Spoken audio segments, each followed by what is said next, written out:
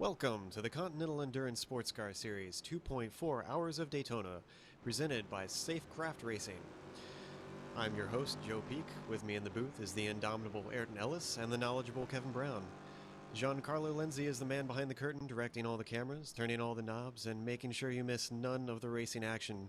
Thank you, ladies and gentlemen, for tuning in to the Global Sim Racing channel. Welcome, guys.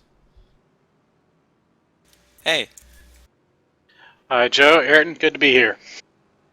Absolutely. This is Season 3 of Race 1 of 10 of the Continental Endurance Sports Car Series, and today's race is held on the beautiful and newly paved Daytona International Speedway road course. For 2 hours and 24 minutes, we'll follow 43 drivers, both veterans and novices of the series, as they attempt to put their name on the top of the leaderboards. For those of you watching, Continental, unlike most other iRacing series, the CESCS is sponsored by a real-life Grand Am Continental tire team, Safecraft Racing. The brainchild of Charles Espinlaub and co-owner Charles Putnam, otherwise known as the Charlie Car, or sometimes the most hated driver in Grand Am, for the attention Espinlaub gets when replacing Dempsey Racing driver Patrick Dempsey. This is all headed up by league organizer Wes Eric, who not only drives in the series, but is also employed by Safecraft Racing. Safecraft Racing, a brand that is nearly the de facto standard for real racing series safety, as many teams run their equipment. If you want to be safe while racing, look no further than Safecraft Racing. Your source for head nets, belts, and restraints. Race fast, be safe, Safecraft Racing. Well, as with every endurance race, drivers can start to lose focus when they get some distance from other drivers, and it's important to keep that concentration even as minor mistakes can be very costly. Places we can expect a lot of action today are turns 2 through 4, and the bus stop chicane going into NASCAR 3. There's even many returning faces. Season 1's ST champion James Stevenson is returning in hopes of reclaiming his crown. He was pipped in Season 2 by Giancarlo Lenzi in the final round. Also, Season 2 GS champion for Turn 2 Motorsports Steve Browne is returning. He's looking to defend his title. Unfortunately, he won't be able to race today because he is feeling sick, though. So we're missing you, Steve, and sorry you couldn't be here. But we also have some brand new names, iRacers and real-life drivers that you might recognize. Benny Simonson, Carl Williamson, Corey Fergus, Patrick Gallagher, Trace McRae, and even Dan Rash are here. So it should be very interesting. Well, Ayrton, for those not familiar, would you like to go over a bit of some of the major rules that might affect the strategy and just tell us a bit about this league? Well, Wes made this league to try and simulate the real-life Continental Tire Challenge series in Grand Am, and so far he's done a great job with it and tried to use real-life cars in the GS and ST divisions with the Ford Mustang and MX-5, and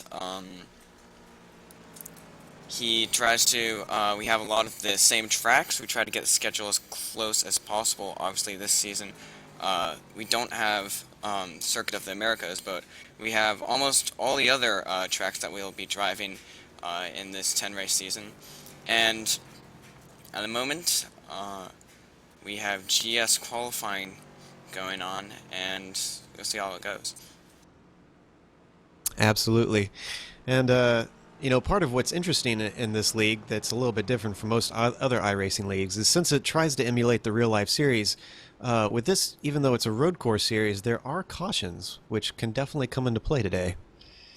So, as a former driver in this league, Ayrton, actually all three of us are former drivers here. We've all driven in various classes. What are you guys expecting to see? What kind of problems do you think are going to show up? Well, I definitely think pit strategy is a problem that a lot of drivers face. Obviously, not many road racers are used to doing pit stops because a lot of official iRacing events are sprint races. So, having the right pit strategy and knowing when to take fuel and when to take tires and how much fuel and how long to stay out is a big factor in this series, as we all know from our past experiences. Definitely. And what about you, Kevin? I think this is going to be an interesting race from the GS point of view. These are some of the fastest Mustang drivers on the iRacing service. And I think they're going to turn this into pretty much a 2.4-hour sprint race and try and keep their noses clean for as long as possible and then really break out the fireworks in the latter half of the race. It should be fun. Yeah, let's hope that it's a good race to the GS because that's a tricky car to drive side by side. So it can it can definitely lead to some problems for some people, especially with multi-class racing such as this. So, what other unique things should the viewers expect that doesn't typically show up in this series? Actually, one thing I think we should point out. I'm sorry, I'm interrupting myself, I suppose. Is this is a 2.4-hour race, as we mentioned. Usually, this series runs 90-minute races, but this is 2 hours and 24 minutes. How is that going to play out differently from what's typical? Well, it's a long race for the Mustangs. They're going to be really trying to work and keep their front tires under them, try and keep that grip going, and really try and make sure that they stay with each other with the draft packs and keep on that draft, and really try and not mix it up too much with the ST cars. Definitely. So let's take a look at some of the major players that are going to be driving this year. We see Dan Rash is currently topping the qualifying time, and actually it looks like we have about less than 30 seconds left for the GS qualifiers, so they're going to be wrapping up very soon. Unless someone can topple Dan, he could be sitting atop the pole. We also are seeing Brian Strodbeck, who was definitely a major player in the last couple seasons, having driven alongside him in the Mustangs. What are your thoughts on these two top guys? Kevin? Oh, they're both great drivers. Dan and Brian both ran in the top split in the recent iRacing Roar before the 2.4, and I believe they each got a win. Dan stalked his opponent and beat him by 5 thousandths of a second at Daytona. So that's the kind of exciting racing that we get with these drivers, is they will hunt each other down. Do you think we're going to see a lot of the draft come into play like that? People trying to snipe each other at the line, perhaps? That's a good question. There was a big draft effect earlier, and the drivers are a little worried that the draft won't be as effective as it was before. So they're learning the changes in the car that were recently forced on them, and it's going to play out during the race. And who can adapt best to that is going to be a big player here. Ayrton, you were in the MX-5s last season. What kind of thing? Who are some of the major players that you think are going to play out now as the MX-5s take the track, and who should we look out for? Well, definitely, I think the top 10 in the MX-5 field are very fast drivers, and in the MX-5, since it's such a simple car to drive, it's pretty much just a wild card. Anyone can win, especially at a track like Daytona where the draft effect is so huge. And I think the major players, though, as we've seen from previous races, will be Carl Williamson, former champion James Stevenson, and Antti Tuominen, who is coming from the GS class from last season, and it's going to be his first season in the MX-5. That'll be neat to see how that plays out. There's definitely been a few drivers who've either switched back and forth or just now switching for the first time. I see Russell Clayson has gone back to the Mustangs after a season in the MX-5s. We'll have to see how that goes. So, in the MX-5s, you said this is a simple car to drive. I'm curious, does that mean it's more difficult to be a front runner, or do you think it's easier to be a front runner? Well, I think, like I said, it's a wild card because the car is easy. It's the easiest car to drive in the service. It's the rookie car. Everyone has driven it, and I don't know how quite to explain it. It's just the car. Anyone can be good at it. So it's someone who's best at the MX-5. Yeah, you can't tell what they're best at. I mean, I'm really good at MX-5, but I can't drive many other cars very well. Definitely. And one nice thing, we're seeing a little bit of action down on track. A couple cars got into one another. It looks like Hang Ho Tao and Antti Tuominen got into a little bit of a scuffle on qualifying. But yeah, one of the things that I think is also nice about this car, not only can everybody drive it, but it really creates some very close racing because of it having lesser power and just generally, you know, being very agile. So passes aren't desperately impossible, or you don't have to really tiptoe around one another. You can kind of bang doors a little bit and get away with it.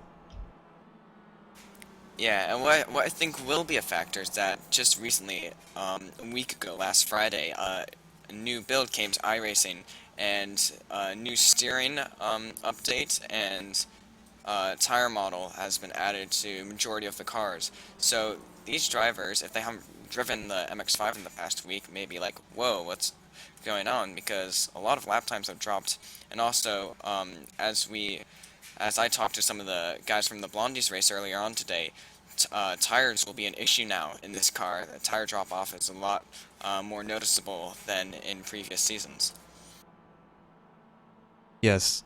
And you mentioned that this is being held on iRacing, which is a racing simulation service. Kevin, tell us a little bit about iRacing. Well, it's pretty significant, true to life, very, very, very exacting and demanding realistic race simulator. And we've got a lot of real life race car drivers who are on here, who are part of the Daytona 24 Hours. And, it's some of the best competition you'll find around.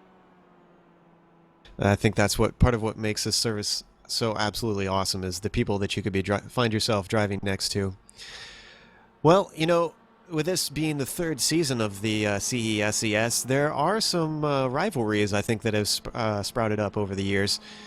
I'm trying to think a few off the top of my head. As I said, James Stevenson got pipped last year by Giancarlo Lenzi, who is unfortunately not racing this year, but we're glad to have him in the booth with us. But James, who's probably going to be a major player, I'm wagering that we're going to see him up against guys like Carl Williamson and maybe even Arthur Chan if Arthur can keep it clean. Yeah, and there's obviously some other well-known drivers, and we can't forget about Stefan Overgaard, who actually has 2 wins in the series, and he's a consistent driver and often out of the spotlight, but he can always get that victory now and then. And as we saw last season, victories are not out of the question, no matter where you are in terms of speed.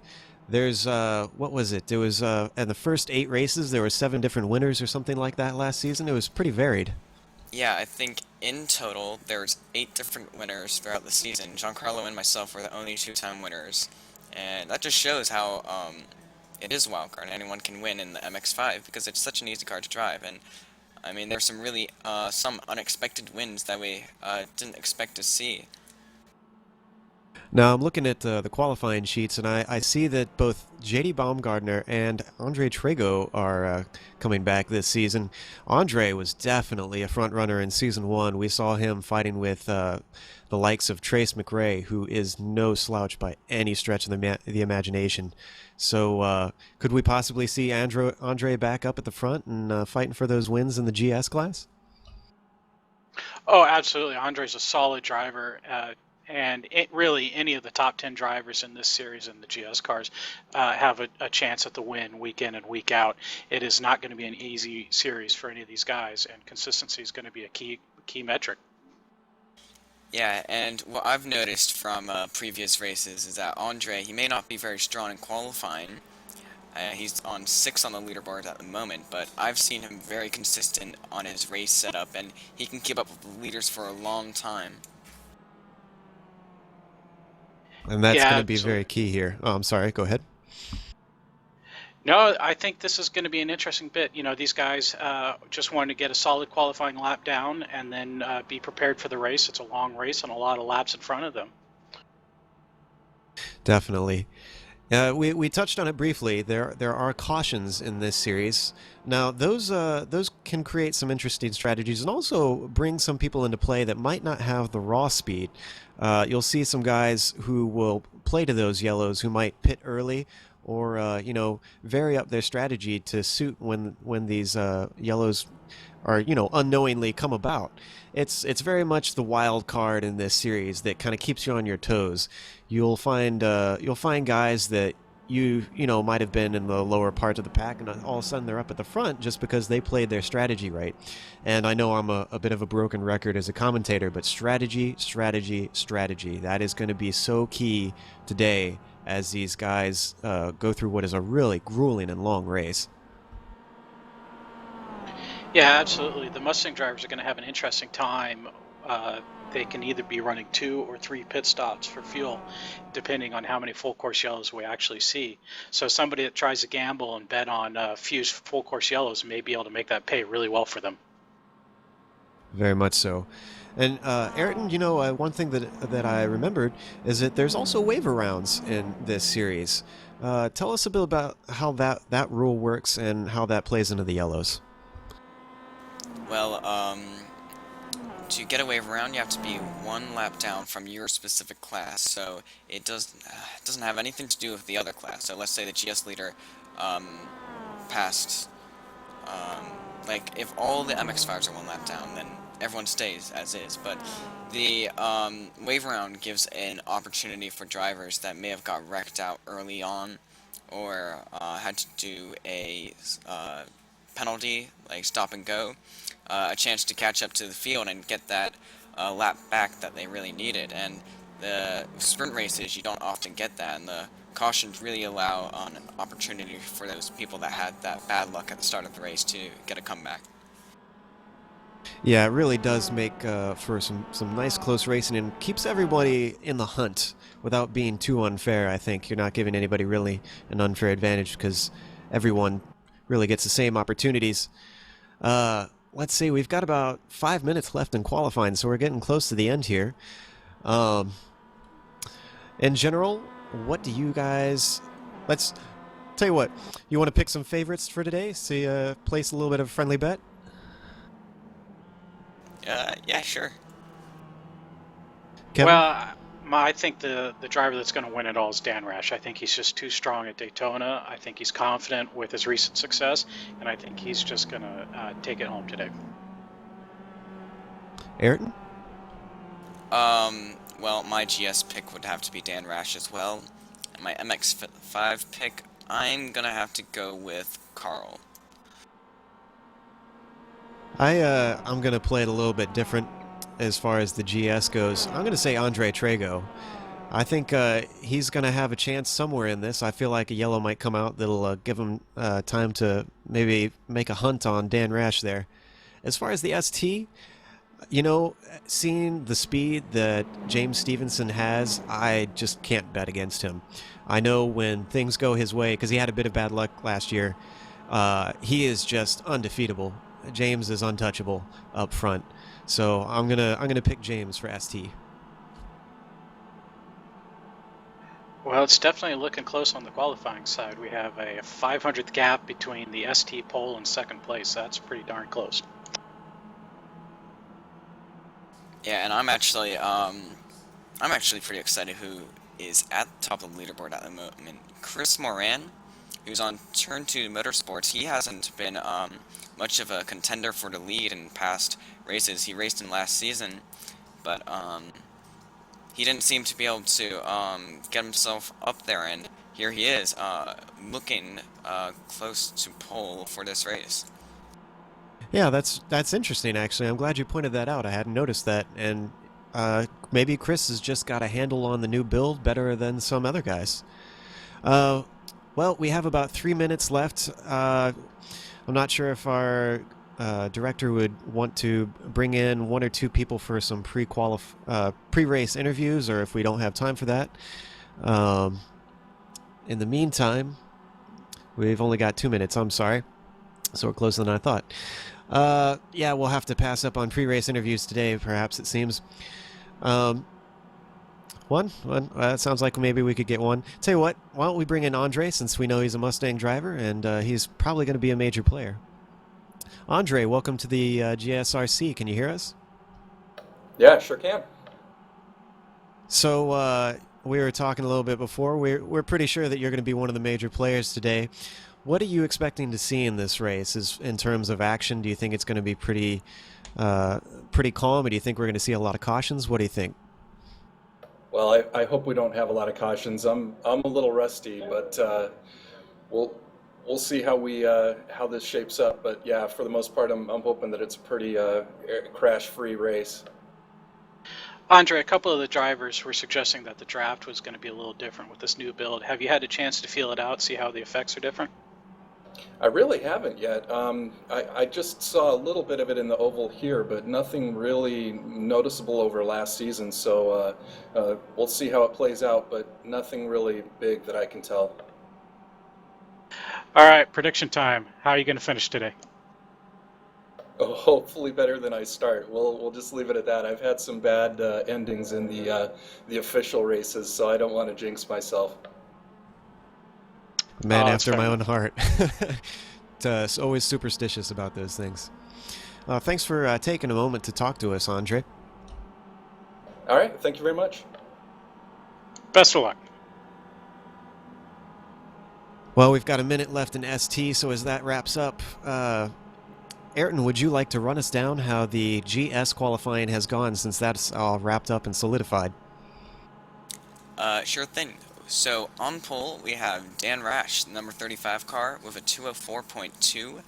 3/10 behind is Brian Strodbeck in the number 7 car. And then we have almost half a second after that Jason Fryer, my mistake, JD Baumgartner, Russell Clayson, Andre Trago, who we just talked to in our interview, and Nicholas Bailey in 7th place, Jason Breifogel, German Afanador, and Darren W. Jump, and that rounds out the top 10. For the rest of the GS, we have Arthur Hermont in 11th, Alina Gomez in 12th. I believe that's the first female driver we have in this league. Trevor Hill in 13th, Chris Duffy in 14th, Jason Poisson in 15th, Garrett Adams in 16th, Reino Tani in 17th, and Fred Masters in 18th. Kevin, could you take us through the top of the ST class as we've got the last of... Actually, I'm wondering if we should wait, see if anybody snipes anyone, because I believe we're finishing up hot laps. Yeah, I think we can trust Jane Stevenson to have a late hot lap. Always, always. Currently, though, it's looking like, as Ayrton said, Chris Moran seems to have really bumped himself up a little higher than he usually is, so that's good to see. As far as other cars go, I am seeing one of my partners in the booth, Richard Losper, is currently down in 36th, car number 74. Shout out to Richard. Sad you couldn't be with us in the booth, but we're glad to see you racing. And it seems we have, at the moment, 40 drivers have been set down a lap time. So we're 3 drivers off full grid, which is still pretty large for the series. Absolutely. It's unfortunate that there isn't a full grid, but sometimes you can't have that. Hopefully, in some other races in the season, we'll see everyone packed to the gills. I think most everyone is slowing down. Joshua Lutz and Ed Voris seem to be finishing up their laps. David Alameda is finished. Antti Tuominen, I believe, it looks like he's also done. Carl Williamson is heading into the pits.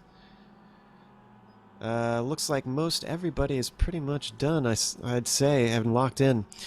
Kevin, why don't you take us down the ST standings? Okay, so it looks like on pole for the ST class and 19th overall is Chris Moran with a 214.125, and right next to him will be Carl Williamson with a 214.143. On the second row, will be Elliot Huffman, followed by Antti Tuominen, and then Arthur Chan and Hang Ho Tao. Behind them will be James Stevenson, Stefan Overgaard, then William Randleman and Joshua Lutz. Starting after them is Stefan Moraine and Wes Eric. Then it's David Almeida and Tom Eckline. Then it's Ed Voris and Stephen Asbury. And then after them, it's Travis Ellington and Richard Losper. And then finally, the final 4 are Christopher Thompson II, Tim Brokaw, David Wemmond, Hiro Kanaya, and Richard Burton. And we have 3 non-qualifiers. I'm not sure if they'll be taking the grid. Doljan Boldrill in GS class, Jonathan Auger in the GS class, and then we have Richard Burton in the ST class. Well, the drivers are lining up on the grid. This is a rolling start, so the pace car will take them off the grid as we watch them prepare and get ready. So we've got a little bit of information about some of these guys, little tidbits and whatnot. Let's see who's on pole here overall. We've got Dan Rash. Let me see if I can pull up a little bit of information about him. Let's see what we got.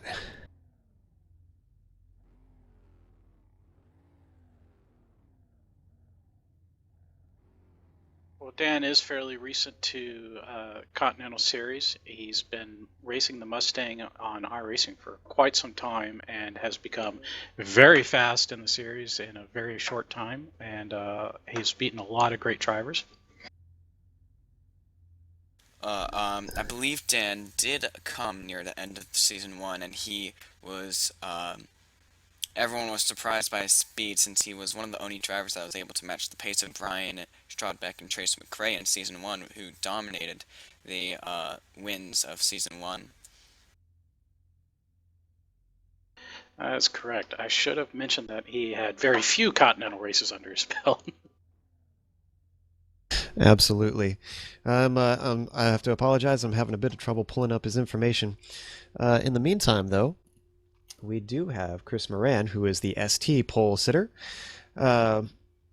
He is from Portland, Oregon, originally born there, and currently residing in Beaverton. He's only 19 years old, so he's still got a lot of years ahead of him to continue to perfect his craft. He might be one to watch out for as the years go on. He's only been sim racing for about 4 to 5 years, too, which is a fair amount of time.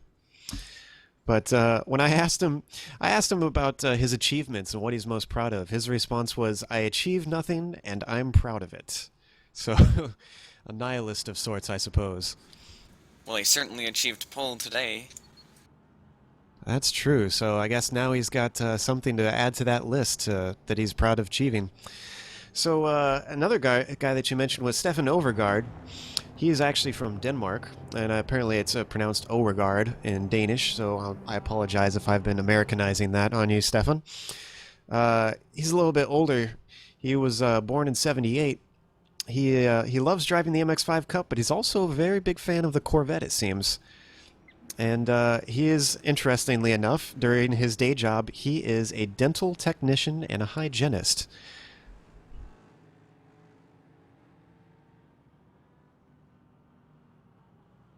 Not sure how the teeth are going to help him today, but hopefully they're not chattering too much since this is newly paved and not as bumpy as it used to be. I mentioned Jabe Stevenson was also someone to watch out for, and he's obviously my pick. He's one of our Aussies, and those guys, wow, those Aussies are usually very fast in this series. It amazes me. There must be something in the water down there or something, or maybe it's the fact that they're upside down. I don't know what it is, but there's something that makes them just ridiculously fast on iRacing. But James is a web programmer for his day job. And interesting or little known fact about him, he was part of the mod team that created the V8 Factor mod for R Factor, so he apparently also delves into some other sims besides iRacing. I might add, before we go green, that some people, as we were talking about the pole sitters, might wonder why having pole position is so important in a 2.4-hour long race. Well, this league has quite a few bonus points, one of those being 5 extra leaderboard standing points for getting pole position in a race. So those 5 extra points, as some of us may know, that are very valuable in the standings later on in the season. Yes, there's lots of little bonus points that can be garnered, whether it be through safe racing, because if you have a certain amount of incident points that you are below, you get a safe racing bonus. And as you mentioned, there's the pole bonus, and there's a bonus for leading a lap. And those, like you said, those bonus points are going to add up. Well, they're heading through NASCAR 3 and getting ready for the green flag as the pace car leads them through. or at least the GS classes. This is a split class start to keep things a little bit safer, because these can get very chaotic, especially into this tricky turn 1 at Daytona. They're now exiting turn 4. Pace car should pull off any second here.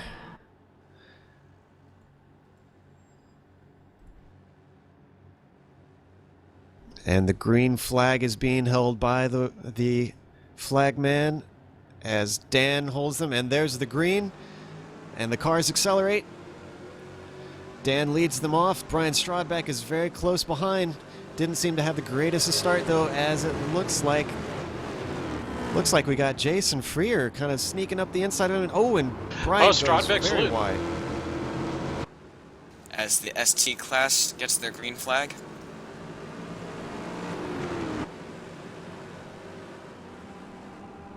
Yes, ST is off and running. Into the turn 1 they go. Chris Moran leads them through. And Strodbeck has just taken the lead over Dan Rash. Early action. Wow. Right off the bat. 2.4-hour races, and he is not messing around.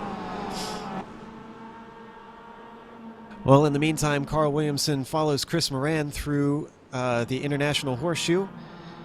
Seems very calm.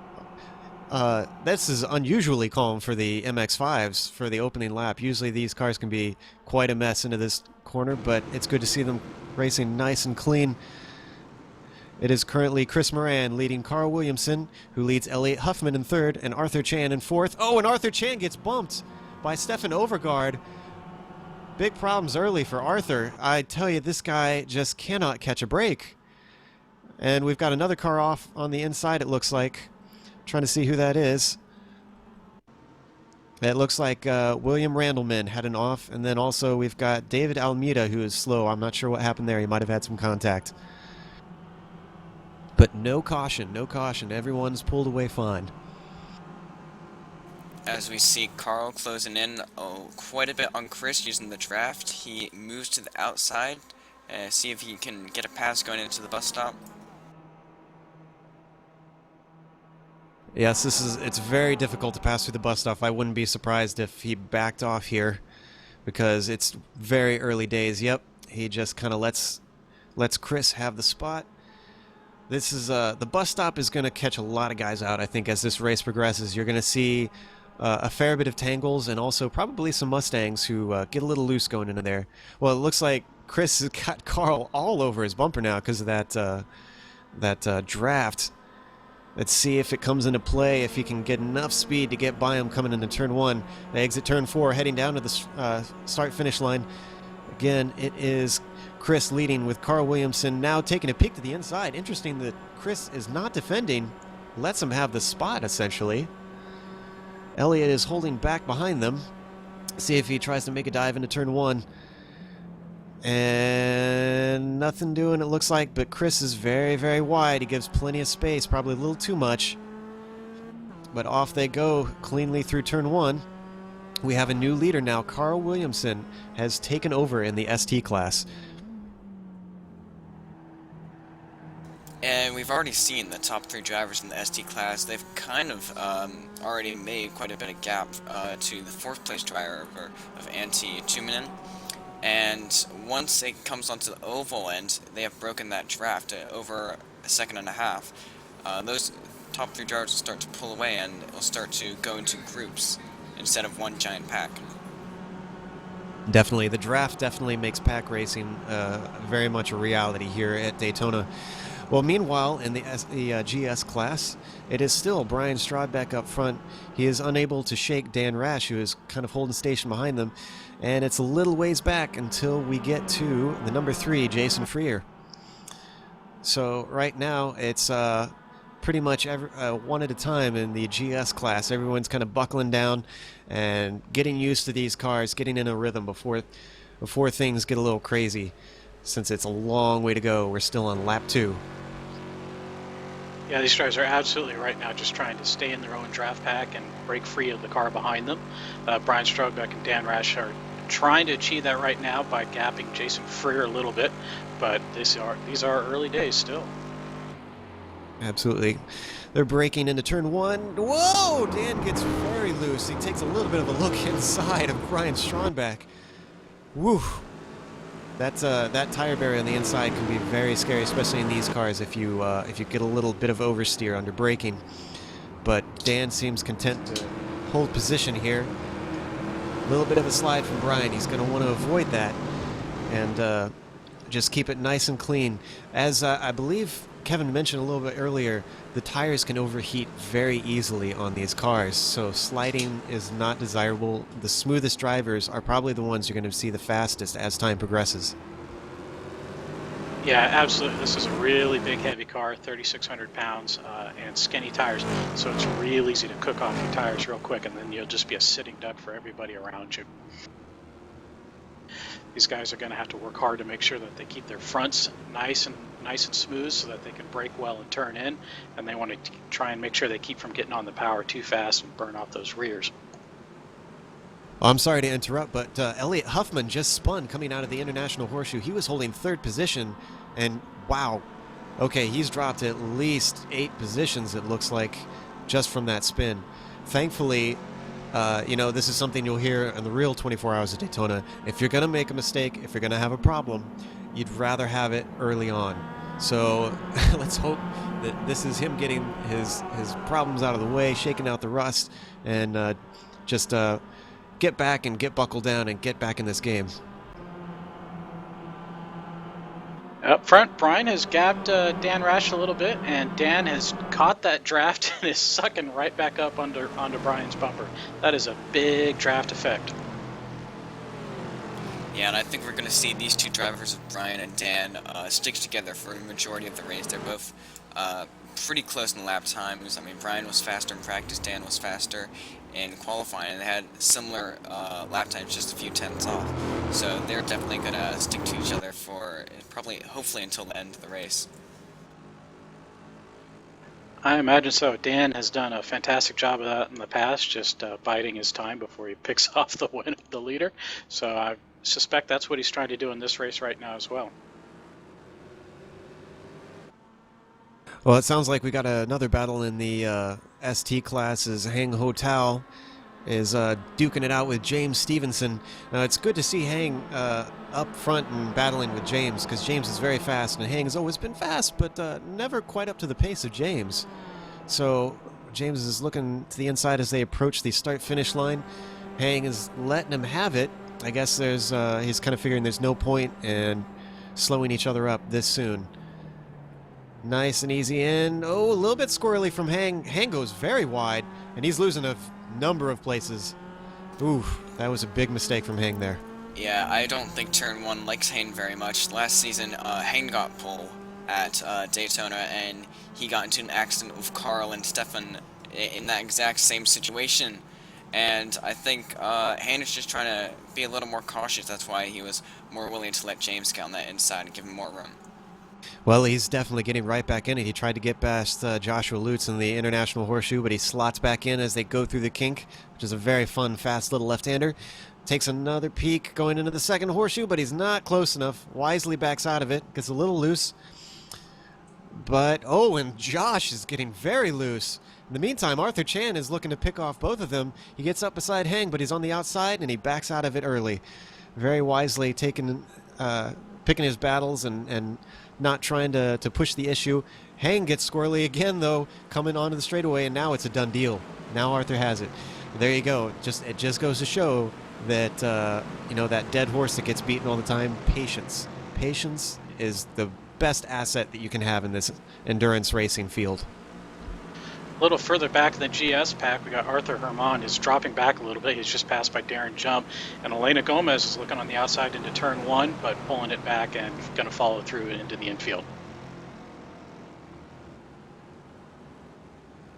Absolutely, and it's good to see a bit of variety show up in this series. As I said, Elena is, I believe, our very first female driver. But she's faring pretty well. She's currently 12th out of 19 in the GS class, which is respectable. Yeah, absolutely. There's some really great close racing going on further back in the GS pack, and these drivers are all fighting tooth and nail right now. It's good to see no one holding back too much. We don't want to have a boring race for 2 hours and have 0.4 of an hour of excitement, although we will never turn down any excitement. So, running down the GS real quick, Brian Strodbeck continues to lead. Dan Rash continues to follow very closely, only 2/10 behind last time at the line. Jason Freer a little farther back in third. Russell Clayson in fourth, and J.D. Baumgartner in fifth. Yeah, and I'm looking at this, looking at Jason Freer right now, and he has this just 5-car train behind him. These guys are all very close in time, and they're all just nose to tail as they go through the bus stop right now. And I think this group might be able to stay together for quite some time. Yeah, you know, typically when you see this, you'd think this is a truly train that Jason's holding them up. But as we said, the draft is a big factor here. So it's not. Sometimes it's not that they're holding them, the people up behind them. It's that they're making them faster. I know plenty of times I've driven this course and been able to run laps that I never would have run, just simply because I've been able to latch on to someone who is much faster than me. Well, behind Jason, we've got Russell and JD. And JD is kind of sizing Russell up here. He's closing up as they head into turn one. Into braking, though, he brakes a little bit early. Russell goes a bit wide, but he's still got it nice and clean as they exit. Oh, in fact, he's got a very good exit, and he's sizing up Jason. Russell is a very aggressive driver, and he will take any opening you give him. This is very true. Unfortunately, I feel like it gets Russell in a little bit more trouble than he needs to be sometimes. But, you know, I have a lot of respect for those guys that just don't give an inch or just take every opportunity that they can see. That's what makes this a fun race, is when you get guys like that. And he takes one more look into the second hairpin, but he's, once again, not close enough. Kevin? Yeah, that second hairpin is a difficult corner to overtake in. You're on the brakes for a long time, and it's a late apex, and it seems like you just keep turning and turning and turning forever. And it's going to start getting really interesting for these guys when they catch up on the STs. That's a good point. It's something we haven't really touched on yet, but the mixed class racing means that traffic is going to be a big issue. And with the speed differences here at Daytona, if you're patient in the infield, you're going to get an opportunity to get by on the oval portion. So it's going to be, once again, a case of hurry up and wait, I'm sorry. Well, Russell, in the meantime, is not going to hurry up and wait. He is just going to hurry up and takes it right on by Jason into the bus stop. That's pretty gutsy so early on. Jason is right back on top of him, though, and he's not going to let that pass. That was a textbook out-braking maneuver by Russell, and now Jason is all over Russell in the draft.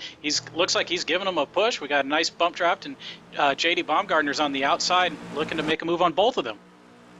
Oh my goodness, 3 cars into one is not going to work. This is a very difficult turn, especially in these cars. Someone is going to have to back out of it. In fact, we're going to have 4 cars into one here. And everyone's kind of sizing each other up. A little bit of a wiggle from Jason. A little bit of a wiggle from Russell, I think it was. 2 cars go wide. And who comes out on top? It is Russell who comes out on top. Very good job from him, outbraking everybody into there. Holds onto his position. Although it's not over yet. JD took a little bit of a look, but nothing doing this early on. Well, that was some great driving from all those guys to make sure that there wasn't contact or spin or crash. Well done, guys. Absolutely. That's a testament to the safety in this league, that even though we want close racing, we don't want reckless racing. Yeah, well, I was thinking to myself earlier, though, was Russell, he's just spent a whole season in the MX-5, and he's returning to the Mustang, and I'm surprised he's being so aggressive. I would expect him, since he hasn't had much time in this car as he has had the MX-5, that he would be taking it a little more easy, but obviously he's proving me wrong. Yeah, but, you know, Russell's not the type of guy, I think, to just sit down and not prepare for something that's this important, because this is the big race. This is the one that, if you're going to win one, other than maybe the season closer, you want to win the 2.4. So I have a feeling that he's put his fair share of practice in, and this is just showing what he's been doing in the off-season. As we have an MX-5 on the outside going into the bus stop, and that probably made it a little more difficult for some of the GS drivers getting through there. Yeah, it definitely made life interesting. I'm sorry, Kevin, go ahead. It looks like that lap car kind of broke up the pack a little bit through no fault of his own, so let's see if these drivers can recoup and get back together.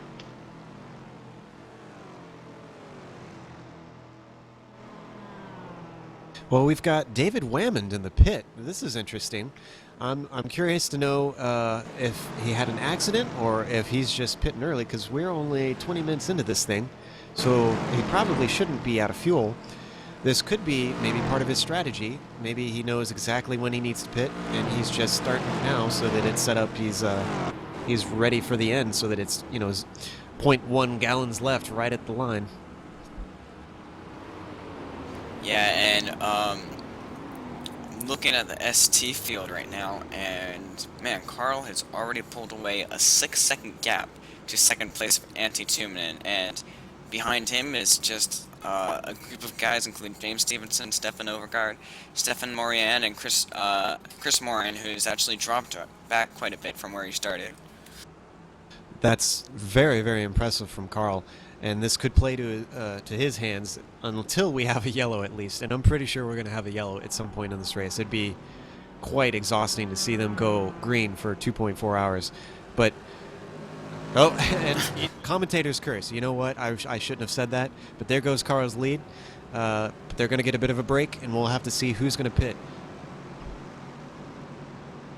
I think Russell is quite happy to see that, whereas Brian Strobeck and Dan Rash are a little upset. They had almost a 7-second lead over Russell prior to that yellow. It sounds like there was problems in the horseshoe. I'm wondering if our director has got that or seen what has happened, because I completely missed that. Did either of you guys see? No, I'm afraid not. That's unfortunate. We'll have to keep listening in on the radios and see what we can figure out. In the meantime, as I said, it's still a little bit early to pit, but if they do pit, the car that was in the pits, I can't remember who it was, it's been a little bit crazy, he could be sitting pretty, and like I said before, this is the sort of strategy that's going to come into play here with these cautions. If you time it just right and pit just before the caution, you can get up into a position that would be difficult otherwise. You can jump those cars that are pitting to not lose time during the caution and get ahead of them. Although it'll be very hard to keep them behind on Daytona, where draft is so important. Yeah, this is an interesting strategy call for the leaders in GS. We're about a third of the way through a race stint right now, so I'm curious to see whether or not they think it's worth the risk of coming in and fueling up. Yes, these cars are limited on their fuel. They can only go to about roughly an hour on a fuel stint in the MX-5s, the ST class. I can't say I'm as familiar with how far the Mustangs go on the fuel tank that they've got. Do you know, Kevin? Well, if my numbers are even close to right, they should be able to do about 21 green flag laps, which will work out to about 45 minutes, 40 to 45 minutes. We'll have to, it's probably way too soon for them to pit then, so we probably won't see any of them in, or I'd be very surprised if we did. So, in the meantime, let's take a look at the leaderboard. Again, it's Brian Strodbeck in the lead of GS class, and behind him in second is Dan Rash. Russell Clayson, with very gutsy moves, has moved himself up into third. J.D. Baumgartner is in fourth, and Jason Freer is in fifth. Ayrton, what's the ST class look like? Okay, just... At the moment, we have Carl Williamson in the lead, and then Antti Tuominen in second, James Stevenson in third, Stefan Overgaard in fourth, Chris Moran in fifth, Arthur Chan in sixth, Stefan Morian in seventh, Joshua Lewitz in eighth, Elliot Huffman in ninth, and Hein Ho Tao rounds up your top 10. Excellent stuff. It's unfortunate to see Hang so far back after what was a pretty good qualifying effort. Well, since we've got a caution, should we talk a little bit about these drivers and who all is involved in this series?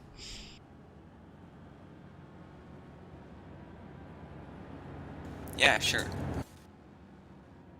Let's see. Let's see what kind of interesting dirt we can dig up on these guys. We've got Stephen Asbury, who's currently 31st overall. He's the number 96 car. Stephen is a fellow Ohio driver. As someone who hails from Ohio, it's always good to see a good showing from the Buckeye State here. He's been only sim racing for the past 2 years, so he's doing pretty good. He's been apparently playing synth and keyboard for over 10 years now, and loves indie rock, is his little factoid about himself that he wanted to share with me when I asked.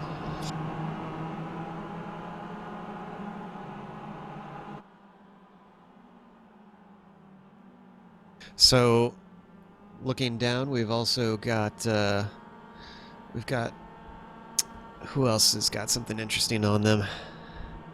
Well, in the meantime, it looks like Wes Eric and Hiro Kanaya have gotten a wave by around the pace car. So only 26 minutes in, and wave rounds are already coming into play. And everybody except Dan Rash and Brian Strobeck in the GS class is pitting. Wow. So I guess I am not a good strategist when it comes to GS. Everyone else knows better than me, I guess. So we'll have to watch.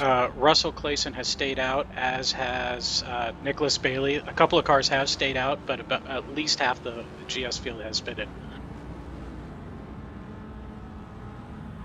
And Jason Friere is the first car out of the pits, followed by Andre Trega. And then Brian Strodback pitted and has now come out. Good catch, Ayrton. Thank you. I missed that one. Brian did actually pit. So that means he's dropped down to quite a few positions. I think there's 5 or 6 drivers that did not pit in the GS class. Here's what's interesting. Newcomer Dujon Boldrin is currently sitting at what looks like 5th.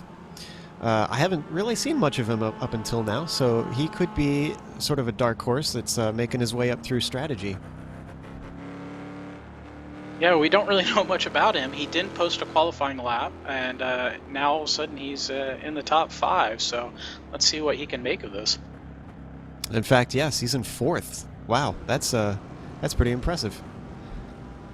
And at the moment, we see quite a few GS drivers starting in. They came out of the pits in the middle of the ST class, driving by the pit exit. So some of those drivers are going to have to deal with some traffic at the start of the race, at the start of the restart. My bad. Yeah, definitely. Looks like Carl Williamson, James Stevenson, and Stefan Overgaard, and even Chris Moran are going to be in a little bit of the way. One nice thing, though, is that at the line, even though you can't pass cars of your own class, the GS class is able to pass the ST class before they get to the start-finish line. So since they are the more powerful car, there's no point in them being held up by the ST cars. And with the way Daytona's laid out, they should hopefully be able to get by most of them before turn 1. Well, I'm sure the GS drivers will be banking on that, and hopefully the ST cars around them will be aware and will remember that they're going to have some very fast, hot-to-move GS cars around them. Absolutely. And, as we keep saying, this is an endurance race, and if someone sneaks by you because you were easing up to let the other class by, it's really, you got to have that give and take. You got to just kind of put your hands up and be like, you got by, I'm going to get them later because I got the pace. You'll get an opportunity.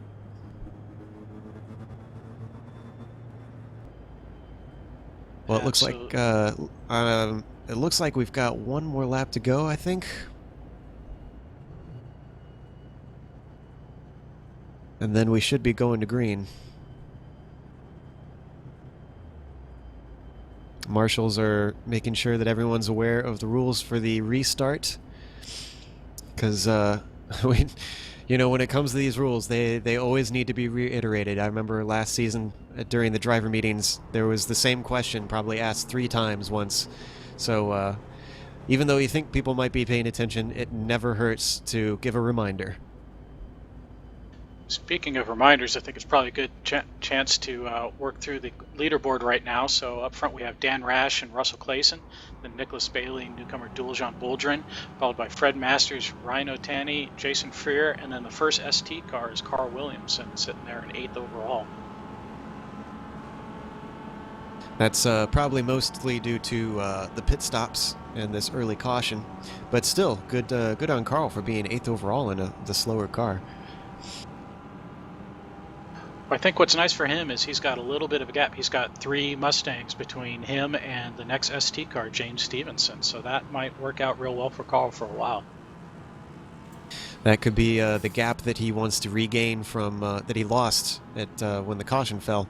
So, like you said, yeah, that could really play into his hands well. And who we didn't pay attention to much was who's been in the ST class. I believe one of the only drivers, there may be more, who pitted was Antti Tuominen, who was in 2nd at the time, has now dropped to 11th. That's interesting.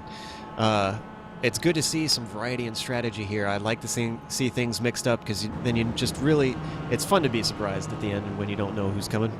But at the same time, we'll try to keep you abreast of where everyone's going on pit strategy. And hopefully at the end we'll get some excitement. Well, as we said, as far as the rundown goes, Carl Williamson is leading the ST class. James Stevenson is 2nd, some ways back. Stefan Overgaard is 3rd. Chris Moran is 4th. Arthur Chan is 5th. Stefan Moraine is 6th. Joshua Lutz, newcomer, is 7th. Hang Ho Tao is 8th. Stephen Asbury is 9th. And William R. Randleman, another newcomer, is 10th. The lights seem to be off on the pace car, so they should be going green this time around.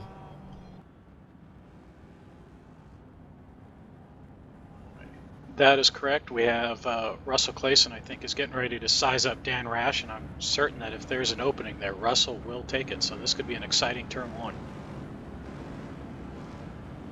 And the restarts in this series are single file, so these drivers are not going to line up side by side. They're going to be single file, which should make things a little bit easier and less chaotic.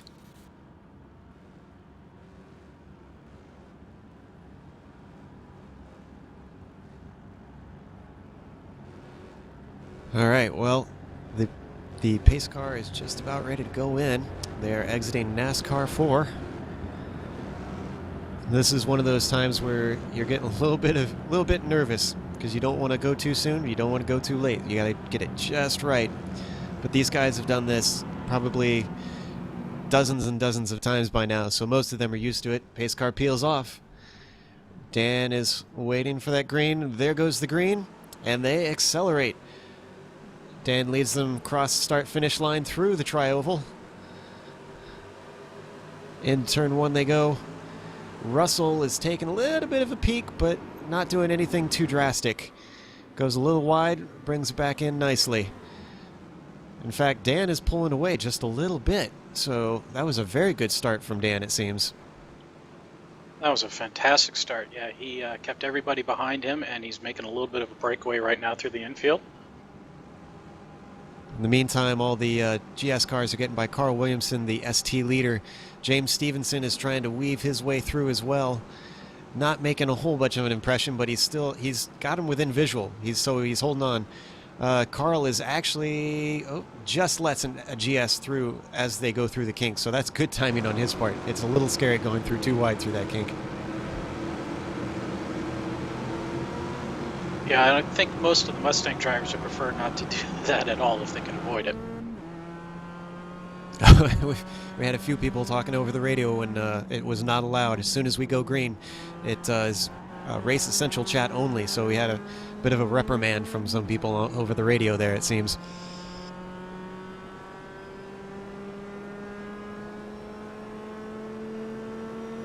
Well, Dan, I'm looking at the leader in GS. Dan has pulled away significantly, it looks like.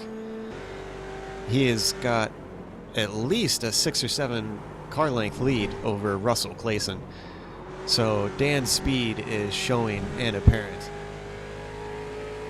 I think he sees this as an opening with JD and Brian further back in the pack, that this is his chance to open up a lead and really make something out of this race for himself. Definitely. With no ST cars to worry about, this could be his opportunity to really get some clean air and just rifle off some hot laps. And meanwhile, Brian Strodbeck is sitting in 9th, the man who was battling out with Dan early on. He's right in a 5-car pack at the moment, with 3 cars going too wide in front of him into turn 1. Yeah, they've got a nice little tangle going on there. Brian's got to be careful because these are probably all slower cars. And just as I say that, Commentators curse. He gets into trouble. Reno Tanny gets put into the wall. We'll just have to see if that causes a caution. Reno is still stuck in turn 1. See, he can't reverse because of all the other cars that are driving by, so he has to wait for all of them to go, and the yellow flag is out now. Oh, unfortunate for Reno. You know, I really need to stop saying things like staying out of trouble because I've already caused it twice now. Yeah, you couldn't have timed that any more perfectly there, Joe.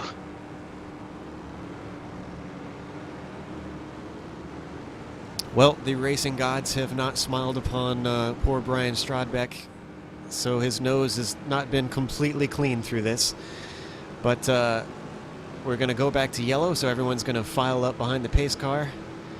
And as they come back around to the start-finish line, it's going to pick them up soon.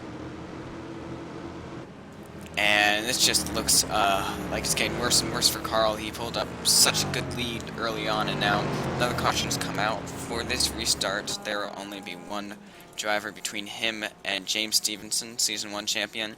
So I think James is going to be able to put the fight for the lead in this next restart. Now I'm curious, I'm looking through the field and I noticed Richard Losper is way away from everybody else. Did he get into some trouble or have a spin? I don't know the answer to that. I know he took an early pit stop.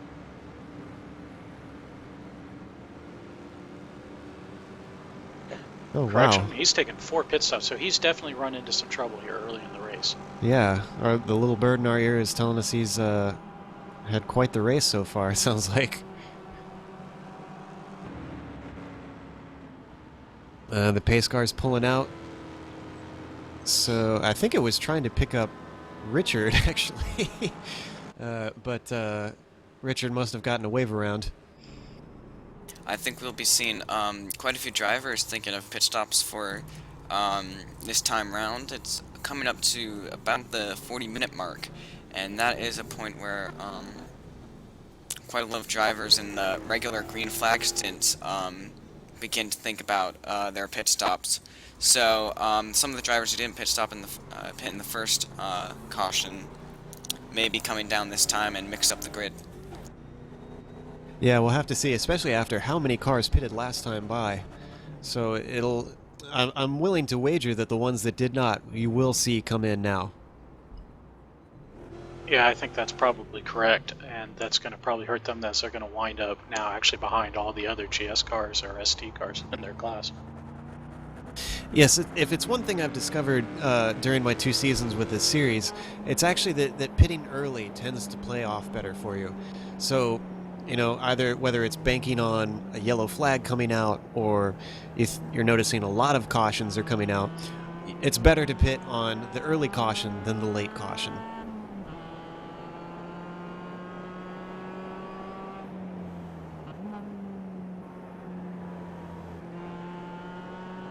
Well, here's hoping that yellows do not breed more yellows. Since we've already had 2 and we're only 40 minutes in, we've got little less than 2 hours left in this race. So there's still a significant chunk of the race yet to go. Richard Losper will be taking the one and only wave round for this caution.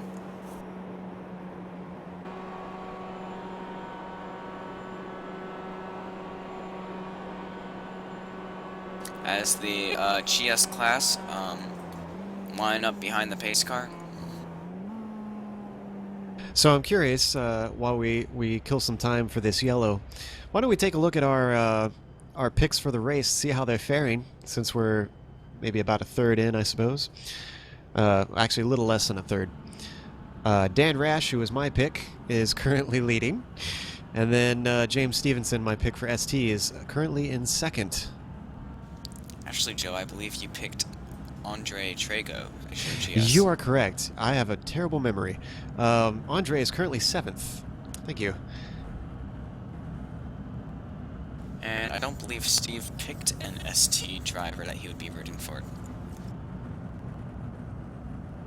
No, I did not pick an ST driver. I thought Chris might have a strong showing. Chris Moran might have a strong showing, but he's kind of faded a little bit. And I'm curious to see if my ex-teammate can actually kind of put it together a little bit and bring it back forward. Is his race pace usually pretty good, or does he tend to be more of a hot lapper?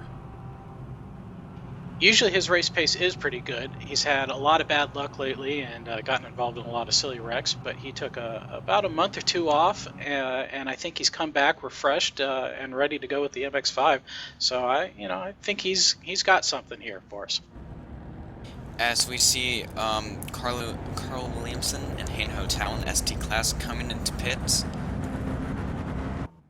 and believe we have a couple GS drivers as well. Not as many drivers as I hoped would come into pits. Correct. The GS leaders have stayed out. Seems Trevor Hill is a Mustang that came in, and JD Baumgartner did a second pit stop. He actually pitted in the first caution as well. Curious to know what's going on there. The best answer I have for you is he's just trying to make sure he's got a full tank and can run at green as long as possible. You know, I'd also be curious, since we keep talking about the tires on those Mustangs, do you think maybe he went in and just got fresh tires once again to kind of give him a bit of an edge on everybody else around him? I'm sorry, it sounds like he didn't get tires. He was only in for about 7 seconds, it sounds like. It may have been a good time to do that, though, since he was one of the only GS cars pitting. He would have been able to have, he wouldn't have lost anything extra by taking on fresh tires. Absolutely, and you know, that could be a very interesting strategy. I don't think I've ever seen someone utilize something like that since the very first race on Season 1, when it wasn't even a 2.4 hour, it was a 90-minute race here, and it was Trace McRae. I believe he had the lead, or he was in second. He was very far up. And he pitted for tires, and no one else did. And everyone was a little bit surprised, wasn't sure why he pitted, but he carved his way back through that field. It was intense to watch. So he came back for a third place, so it didn't play out completely well, but it could still be a valid power play towards the end of the race. Yeah, I was in that race, and that was an interesting one. After he pitted, he came past me like a scalded cat. I've never seen a Mustang move so fast and so aggressively through a pack of cars like that. That was something to behold. Yeah, I was very impressed by that. I was not racing at that point because I wrecked earlier on in that race, but I was watching the stream of that race, and he went, I believe, from 10th place to 3rd within a matter of 5 laps. Whew.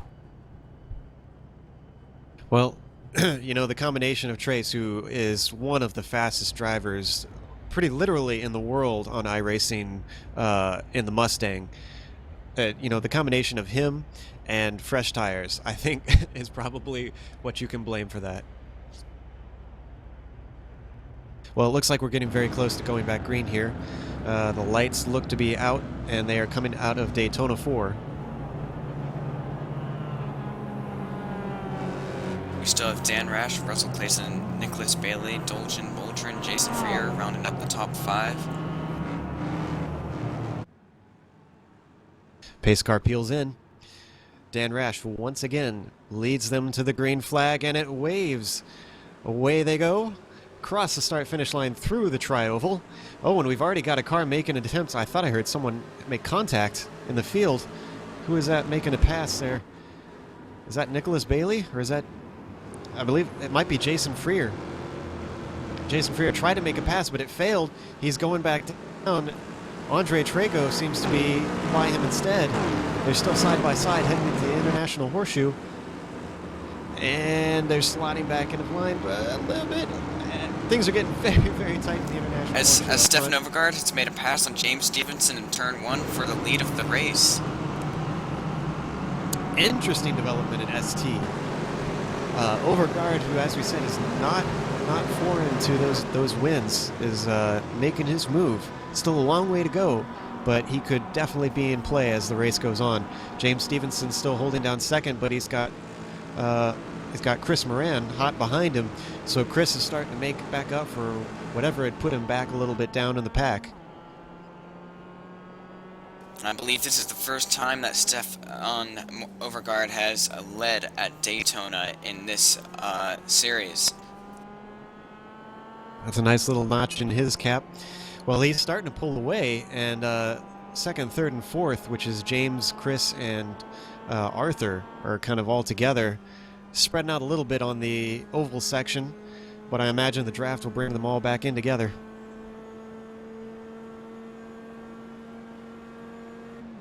As a Mustang goes around them. He's diving in on the inside of Stefan as they approach the bus stop here. Nice and clean, no problems there. Oh, is it just... Oh, I need to stop saying that. Arthur Chan, once again, into trouble in the bus stop. He looks like he got tangled up with Trevor Hill. Both of them are getting turned around. Arthur, I apologize. I should not have said anything. And Arthur got hit in the left rear wheel, which can affect your steering, as these cars are quite fragile to contact.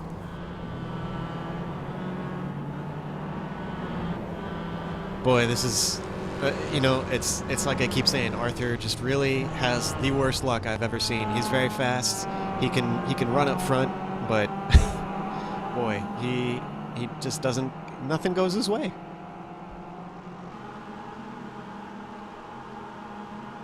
So now, the top three drivers in the ST class, Stefan Overgaard, James Stevenson, Chris Moran, have broken away from the drivers behind, including Antti Tuominen and Stefan Moran. And Dan Rash is starting to pull a lead away from Russell Clayson, who has Nicholas Bailey right on his tail as they come onto the oval section, and the yellow flag comes out once again. Cautions breed cautions breed cautions. It's that old racing adage that we just can't seem to escape, no matter how safe we try to seem to drive. Well, what do you prefer, when the marshals give too much caution, or when the marshals don't give a caution? I prefer neither, honestly. You know, I like it when it's just about, you know, maybe one or two cautions in a race. Makes it interesting, but not too boring. By this point, I have to imagine the guys are going to get a little antsy because you spend too long under caution, and you know you just want to go racing. So it's a real trade-off, because you want to be aggressive and you want to go racing when you've been circling around at 60 miles an hour for however many laps, but you don't want to cause any more cautions. So it's that trade-off that you got to be like, well, I want to get by this guy, but I don't want to force the issue. Well, we're going to break, so we will see you guys in a little bit, and we'll come back, hopefully, with a green.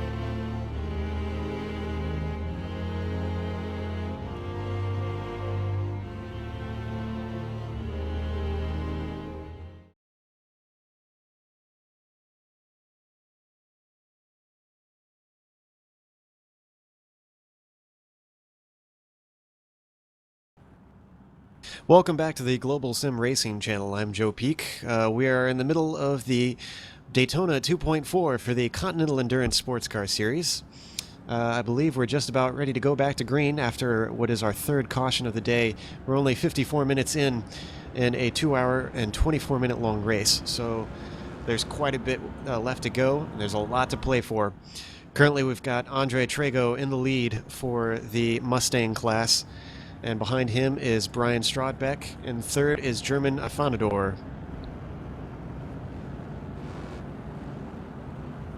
Right, quite a few GS cars decided to pit while we were away, and it's really shaken up the order, and there are cars kind of all over the place, so stay with us as we kind of get this organized and sorted out. Well, what we do know is that Andre Trago, who is still not pitted, is leading in front of Brian Strodbeck, who has pit. So Brian should be able to get around Andre pretty quickly and get back to the lead of this race. Andre did actually pit at the same time that Brian did. Oh, my mistake. They're taking the green. Andre didn't get that great of a start. Brian is all over him. He can't pass, though, until the start-finish line, which they've passed. And they're heading into turn one. Brian is on the outside. It's very difficult to get around out there, especially with the low speed that they're going in. But he's doing very well to do so. In fact, he might have him. He's got the inside line on this next corner. Look at that. Oh, and the yellow flag is already out. There we go. Well, Brian did a good job of having, all of 30 seconds to get back into the lead. Yeah, that was a fantastic jump he got compared to Andre, and just kind of drove straight around on the outside of turn one. That's a difficult maneuver, but he executed it perfectly. And the result, the reason for the caution was Hein Ho Tao getting in trouble with, I believe that is the car of Darren Jump, and spun going across the start-finish line, blocking the track for the other drivers going to turn one. So that's the reason for the caution. Thanks for catching that, Ayrton. Poor Hang, he was pointed the wrong way in turn one and got to watch the whole field just split and drive right around him. That must have been an exciting moment for him. That's, that's just goes to show that you got to keep your head up. You got to keep aware of what's going on around you with these two classes in this series, because he basically looks like he just kind of drifted high and wasn't aware that there were GS cars coming. And unfortunately, it looks like that's going to be the end of his race. His car's in really bad shape. He's trying to limp back to the garage right now. That's incredibly unfortunate.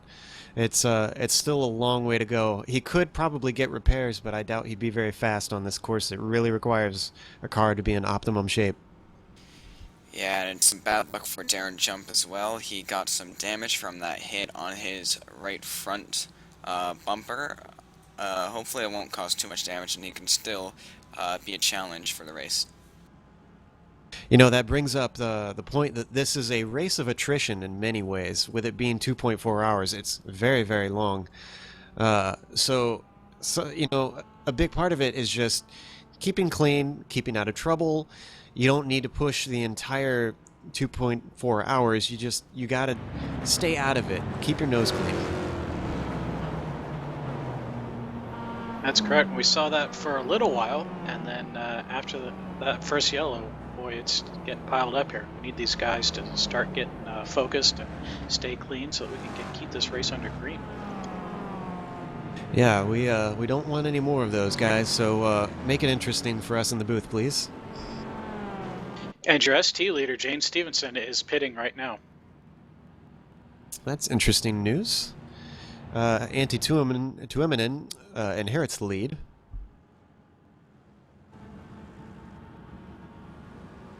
And it sounds like James Stevenson is getting a penalty for entering a closed pit.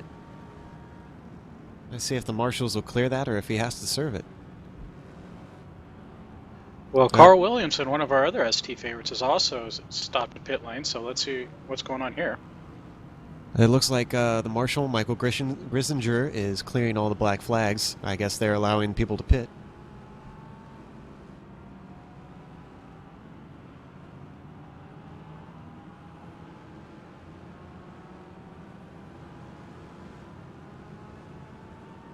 So, interestingly enough, Carl stopped for 11 seconds, while James Stevenson stopped for 26 seconds. So it was a long stop for James.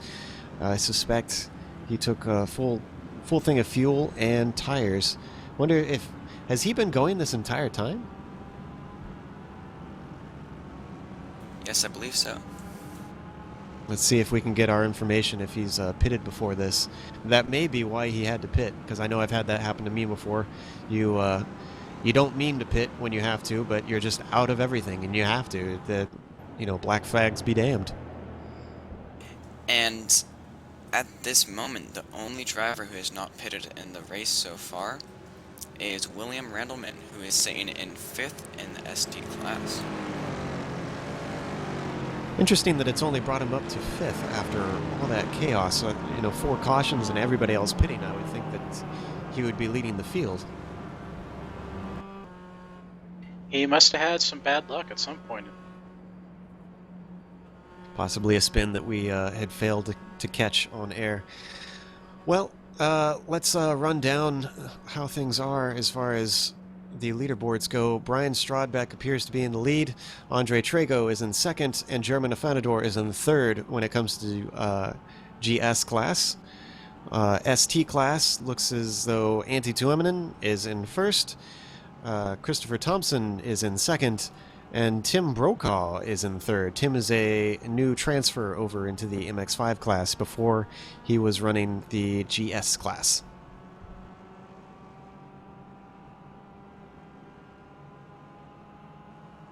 After the first 4 ST cars, we have Dan Rash, who's sitting there in 12th overall. He's going to have an interesting time trying to get past those 4 ST cars before he can catch up to 7th place JD Baumgartner. Yeah, Dan is certainly out of position in the midst of a sea of STs, so he'll have to hope that everyone plays nice and kind of stays out of his way so he can catch up with the pack. I'm actually surprised about the position of the ST leader, Antti Tuominen, in this race. He is 8th overall, and everyone else who qualified even close to him are very far back in the pack. Most of the ST drivers behind him were a little farther back in the qualifying grid, so he probably pitted at the right caution, I guess, out of the 4 cautions we've had. Yes, this is number 4, I believe.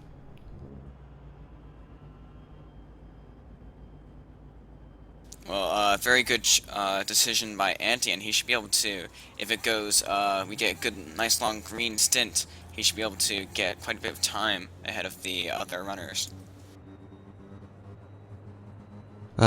Checking to see, it looks like the lights are off on the pace car, so we should hopefully be going to green. Fortunately, I wish I had thought of it earlier. I was going to say if Heng Ho Tao is out of it, we should bring him in here.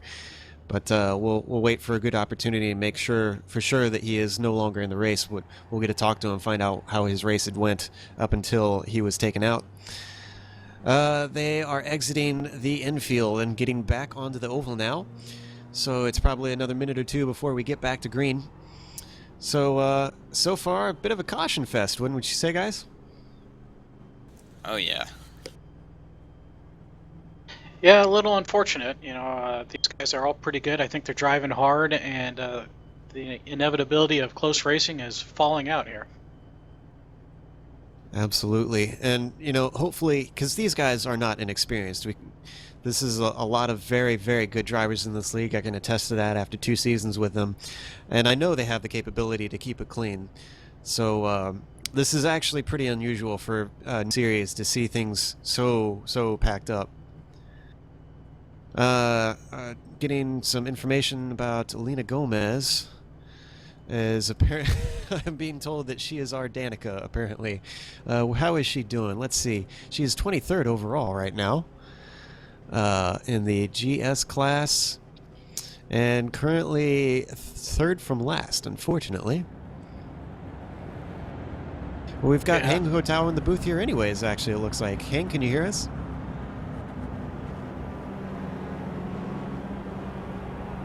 I guess he's not there.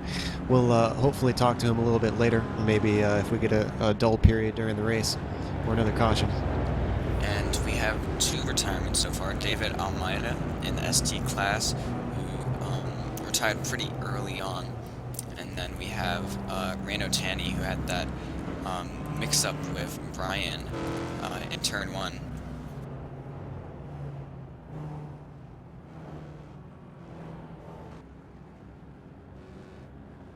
Well, they're currently coming out of turn 4, NASCAR 4 rather. Pace cars once again, for the 4th time, leading them to the green flag, getting ready to peel off into the pits any moment. There he goes. And Brian Strodbeck this time, who stole it away from the previous leader, now takes the green as they accelerate again into turn 1. Hopefully we can have a green flag, crossing our fingers, knocking on wood, and crossing everything we possibly can. GS lead through turn 1. Brian Strodbeck in front of Andre Trago. 3rd place is German Afanador. 4th place is Chris Duffy. Everyone's weaving their way through. Some of the GS is trying to get through the ST traffic back there. A little bit of dust getting kicked up. But we've got Brian leading the way as they exit the International Horseshoe, heading towards the kink. Andre Trago trails in by a few car lengths into the Western Horseshoe. And once again, all seems good. There is a bit of a battle going on back there between Chris Duffy and what looks to be Arthur Hermont, but Arthur couldn't quite find his way path. But now Arthur has JD Baumgartner on the inside, and JD makes a nice smooth pass into the oval. In the meantime, Arthur, I bet he's regretting his pass now because he's dropping back. He does not have the speed, and he's currently got Garrett Adams also on top of him, gaining in the draft with a better exit. And right behind them is Dan Rash. He's getting set to make a move, and Russell Clayson is desperately hanging on to Dan's draft. As we have Christopher Thompson bringing the battle to the ST class leader Antti Tuneman going into the bus stop. He can't do it now because 2 GS drivers are passing them into the entry of the bus stop. But Chris was right on Antti's bumper, almost looking for a pass on the outside. Well, in the meantime, Dan Rash is actually moving his way up through the field. He's just made up 2 spots already, just looking at him. So Dan is on a charge. He was in 11th across the line. Let's see how far up he's gotten since then as they head back to the start-finish. Dan has apparently attached a line to JD's bumper and is just reeling in JD, and I think they're just going to try and carve their way through the rest of the field here. Oh, wow. Dan almost went outside one car and then inside another. In fact, he is going to do that as they go through turn 1. Impressive stuff. Dan is really, really showing his worth and just displaying why he is one of the best drivers in this series. Just carving through the field like a knife through butter. That was some fantastic driving over the last half of this lap. Dan was probably 15 seconds behind, it seemed like, and just carved right through those guys. I expect him to be back up at the top of the field in no time flat here. His next up is German Afanador, who is in 3rd position. So it's only a couple cars, and then we could see Dan fighting for the lead once again. That is true. Brian Strodbeck and Andre Trago are in each other's draft, and German Afanador is about almost 3 seconds behind. So Dan's going to have a little bit of difficulty trying to catch up to that draft of Brian and Andre. From what we just saw, I have to imagine it won't be too difficult for him to make up time, especially as we've seen him take off. Well, in the meantime, let's check in on the ST class. Antti Tuominen continues to lead with about a 4-second lead over Christopher Thompson, and they are currently entering the oval, it looks like. Behind them, it is a ways back to Chris Moran. So they are all spread out at the top of the pack in the ST class.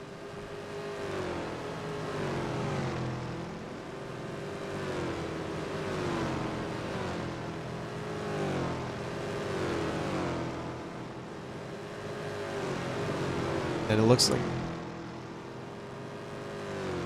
Sounds like we still have a car who is getting repairs in the pits. stopped, and I believe that is Hang Hotel. So Hang might not be joining us, it sounds like. It sounds like he is not going to give up on this thing, and I say more power to you. I am one of those guys that if I get damaged, I am going back out there, and I am going to race as hard as I can, pick up as many spots as I can, because it is just not over till it's over, and especially in a 2.4-hour race, you can make up a lot of spots. In fact, sounds like Hang is exiting the pits. We actually had a spinner a little while back, Travis Ellington, going into the bus stop. He was a lap car. Carl Williamson went for a pass, and they had a little bit of contact, and Ellington just went for a spin and now dropped to the back of the pack. Yes, he seems to be all by his lonely, and that's not a good place to be. As we said, the draft is very important, and racing by yourself usually is desirable in a series like this because you can make up a lot of time as Travis goes very wide in turn one, and we've got an accident in front of him. In fact, it seems like it's a lot of serious contenders, maybe? No. Still important figures. Wes Eric, the one of the organizers, and Richard Losper apparently got into one another, and William R. Randleman also has gotten into that tangle. In the meantime, Dan Rash and J.D. Baumgartner were both able to get past German Afanador, and they are now setting their sights on the lead pack of Brian Strodebeck and Andre Trago. Although as soon as I say that, German Afanador passes J.D. Baumgartner leading him to the bus stop. Good stuff, good stuff. It's not easy to get through that, another car on that bus stop. Looking at the times, last time through, Andre Trago was less than a second behind Brian Strodbeck, but he's still got quite a bit of gap. We'll see how close it is this time by, because Andre could be losing time here. As JD is looking to the inside of German, going into turn one. Gets a little bit of draft from Dan Rash ahead, and let's see if we'll be able to make the pass. The German manages to hold him off on the inside. That's good stuff by German there. It's not easy to go in two by two on that first corner. And they got very close, but there's a lot of respect between these guys, it seems, because they just held their station and didn't seem all that afraid.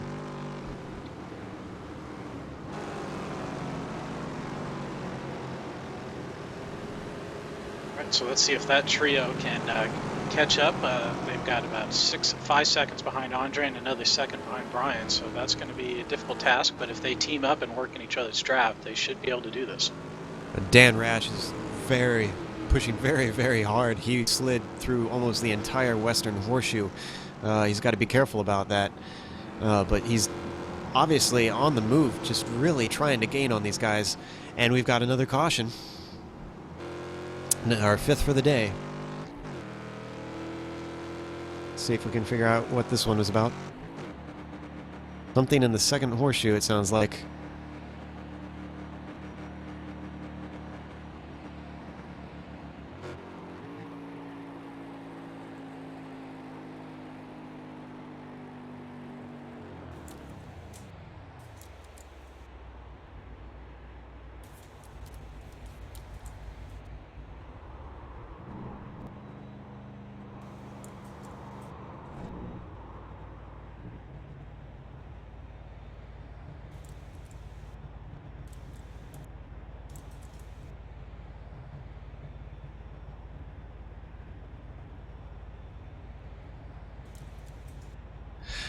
Well, I believe we're going to be trying to take a break here. Yes, we're going to go to commercial for a little bit here.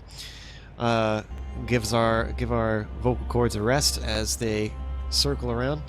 If you have to go to the bathroom or go grab a snack, now would be the time. We're on caution number 5, hour and 13 minutes in on a 2.4-hour race. I'm Joe Peak. We'll see you on the other side.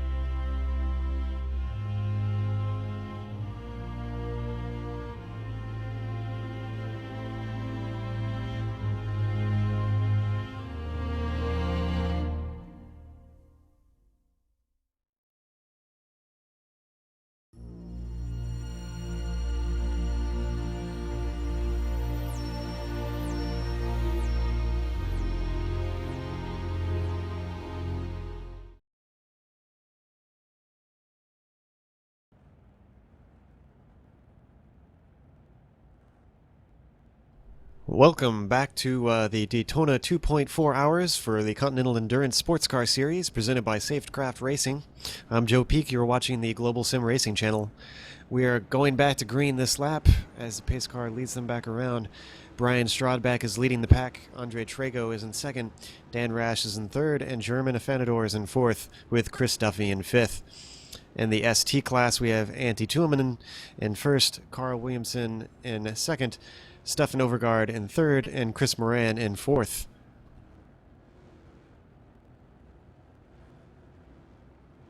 Oh, I'm sorry. I think that was just at the line. We had some cars who pit, so some of those were incorrect. We'll have to check it at the line here. However, I do know that Brian Strawbeck is leading them back to the line as the pace car peels into the pit and green flag is about to fall. Green flag, green flag. There it goes. Brian Strodbeck accelerates with Andre Trago close behind and Dan Rash in hot pursuit. He's been on a charge since about 20 minutes ago. Oh, but he's got Chris Duffy on the inside of him taking a peek. I don't think there's anything in it, though. Nope, he defends quite nicely and cleanly. Brian Strodbeck is already making a little bit of a gap as Dan Rash is kind of looking to see what he can find around Andre Trago. Into the International Horseshoe they go. Down through the infield. And Dan is definitely stalking all over Andre. I don't think it's going to be very long before he finds a way past him.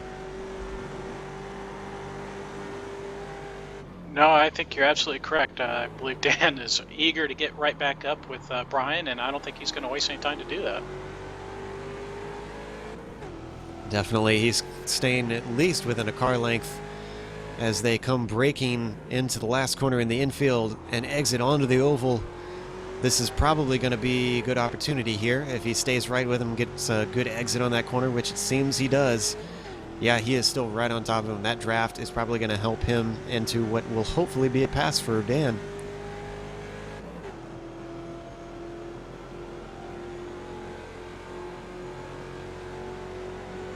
He's sizing them up as they head down the back straight.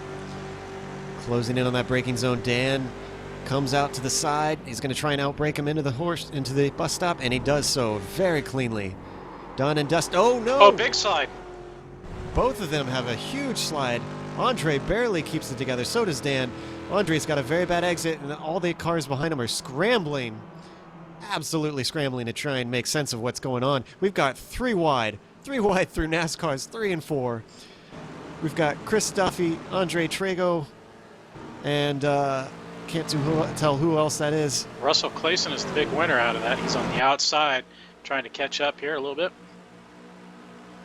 This is going to be interesting into turn one. We've got 3 cars together and another 2 cars behind them. I don't think anybody's going to be wanting to give.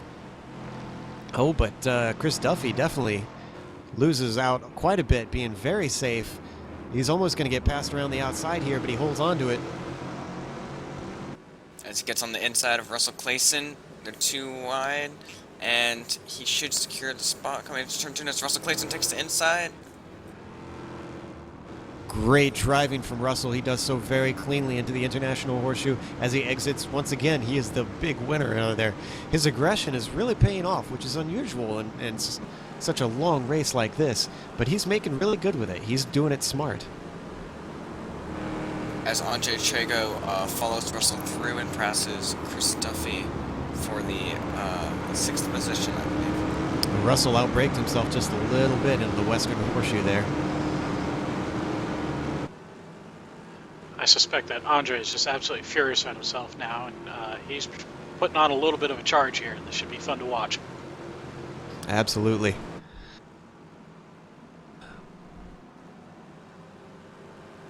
Well, looking up at the lead, we've got Brian Strodbeck way ahead of the incredible mess that unfolded back there. He is probably extremely happy that everyone got tangled up in one another like that, because I'm looking down the back straight here, and the cars are very spread out now as Brian Strodbeck goes in and out the bus stop. Meanwhile, Carl Williamson meets the ST class of Stefan Overgaard, Arthur Chan, and James Stevenson close behind.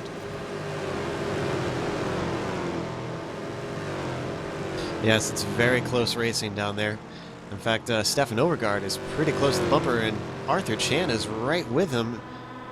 And James Stevenson, we've got a pack of 4, all for the lead here. Arthur is already making a move on Stefan, going to the high side with a good exit and a good draft. I think he's gone a little bit too high. He doesn't quite have the speed now. He tucks back in. Move to the outside now. Getting side by side with him. They should be right next to each other going into turn 1. And Stefan gets very close to Carl as well. Almost bump drafted him. Arthur could have a very good pick going on here if he does his braking right, but he's got the outside, so he's going to have to be very careful. Doesn't quite have it. Stefan takes back the second position. Very well done. In the meantime, James Stevenson is getting ready to pounce on Arthur. He's got the acceleration, but he's just not quite close enough. Into the International Horseshoe they go. And they exit in the same order. Carl Williamson still leading. Stefan Overgaard in second. Arthur Chan, though, gets a very, very good exit out of there. Up to the kink they go.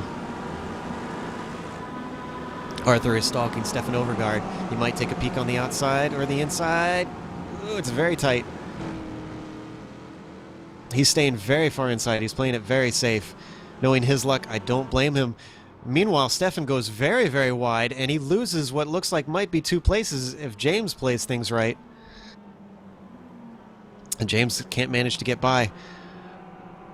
Arthur goes a little wide onto the oval section, but the current status is Carl Williamson in first, Arthur Chan in second, Stefan Overgaard in third, and James Stevenson in fourth. That was an excellent little battle.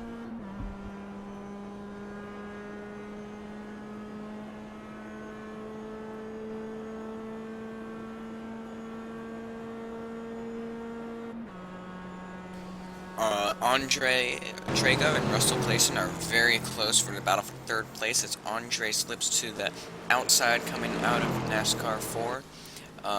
Looking to get ahead of him going into turn 1. He's got quite a nose ahead of him already, it looks like. They're heading into the braking, and he's still got the outside, but Andre Trago is already ahead as they hit the apex. Makes a nice clean pass. Very good racing by these Mustang guys up front. Everyone's being nice and clean, very respectful, but it's still very aggressive. That was a great move by Andre, and set up by a much better exit out of the bus stop than Russell, and he was able to carry those extra RPMs all the way around the track and into turn 1. Great job. You can't say that these guys aren't smart drivers. They're setting up their passes, 2-3 corners in advance, so they know what they're doing. Andre seems to take a defensive line into the Western Horseshoe, and that compromises himself a little bit. Russell is back on top of him. Doesn't have enough into this next corner. But exiting onto the oval, if Russell can just get a good exit, he could have something for him. Looks like Russell got a little too aggressive on the throttle, and I think he just lost the advantage he had. It's unfortunate. Wheel spin is the devil in these cars, and it can happen a lot. The draft, though, could be his guardian angel as he continues to hold on to Andre. They're heading down the back straight towards the bus stop. I don't think he's close enough to try anything. And he just stays in line as they brake and weave in and weave out through the bus stop. There's a little bit sliding. Got to keep it nice and tidy, guys. Yeah, so far this race, Andre's been a little cleaner through the bus stop than Russell has. Russell seems to be struggling a little bit with this setup.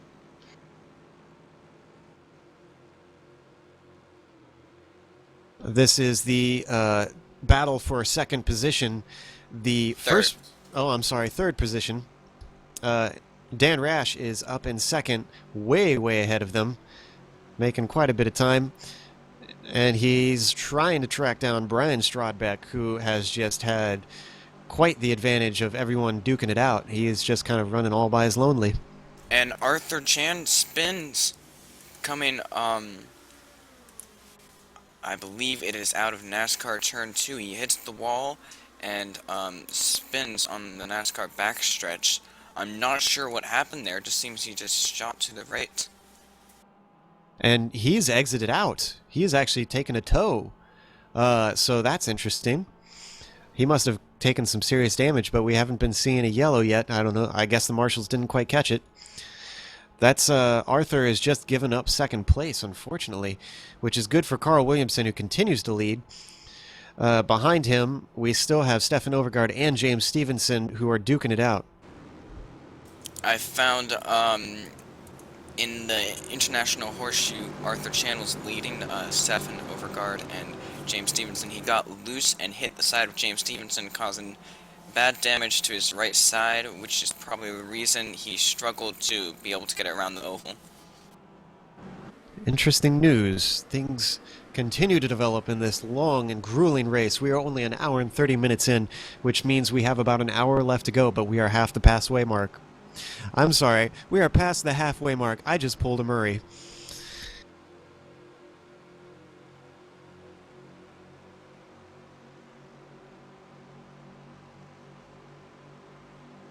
Sounds like we've got a good battle from 7th through 12th. I'm trying to check which class that is. It looks like it's in the GS class. Oh, wow. Unbelievable. This is congestion onto the oval. We've got Jason Poisson, who is trying to make a move on Fred Masters in the nicely little decorated Band-Aid car. This has been a close battle for a couple of laps now. This group of 7 cars has even been at 8 cars for a little while. These drivers are all kind of changing positions, jockeying all over the place. It's fun stuff to watch.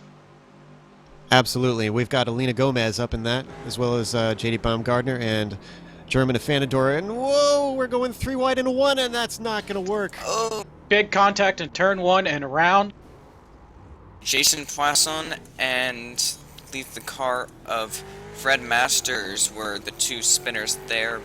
Unfortunately, Alina Gomez came out the worst for that. She just went headlong, and oh, she stops on the track and causes an even bigger pileup as more cars are taken out. That was not a good place for her to stop, unfortunately. What turned into 1 tangle has now turned into 2 giant tangles, and we've got our 6th caution of the day.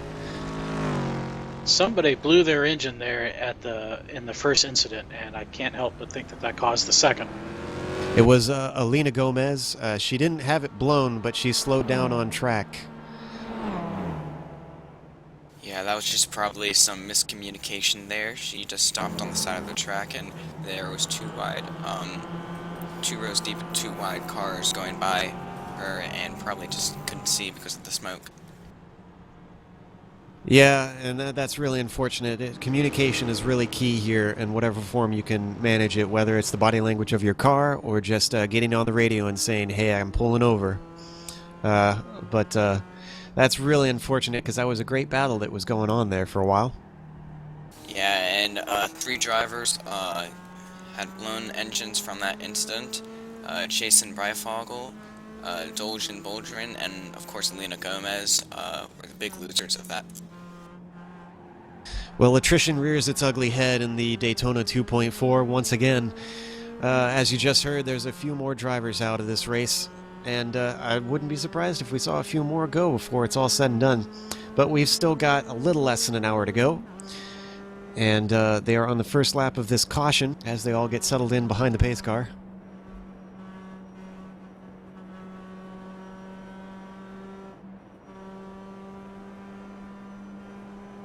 Antti Tuoman, who was one of the top contenders in the ST class, has taken another pit, and he's 3 laps down. I think he's taken 10 pits so far. So, unfortunately, it seems like he might be out of this. Did he run into trouble earlier on? Yes. I looked on lap 29 about 5 laps ago. He had a big incident on the entry of the bus stop and had some terrible suspension damage, barely keeping his car straight on the exit of the bus stop, so I think he's probably out of this race. So, as I was saying, it's, you know, just staying in this thing is going to give you a good chance. So, keep your nose clean, guys. Keep it pointed in the right direction, keep all four wheels on the black stuff, and you're probably going to have a good result. Well, this yellow has worked wonders for Dan Rash and Andre Trago and Russell Clayson. Brian Strodbeck was increasing his gap lap after lap over Dan Rash, and he's just now had to lose that because of this yellow. I bet he's not liking the caution fest. I bet he just wants to run away with this. Yeah, absolutely. Dan told me before the race that he was really worried about Brian's speed on cold tires, and it seems like it just keeps working out in Brian's favor, and then right back into Dan's favor with the full course yellows. Well, one thing I'm noticing as I look at the onboard cameras, something to take into account, and obviously we have pit stops to take care of these, but the windshields of these cars on these endurance races can get a little cluttered. Because just dirt and grime and rubber and, engine smoke can really affect your vision. And that can come into play on an endurance race, is how good is your vision through that windshield, and when's your next pit stop? Yeah, absolutely. It just makes it a little bit harder to find your reference points and hit your marks cleanly. And then when you add in other cars and slower cars into the mix, it gets more and more difficult.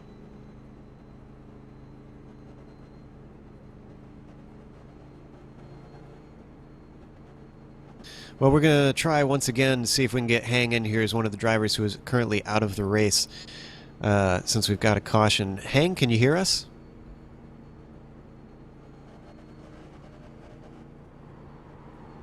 It doesn't seem like we have Hang. We'll try again later probably, but we definitely want to hear from some of the drivers that are out. So this is...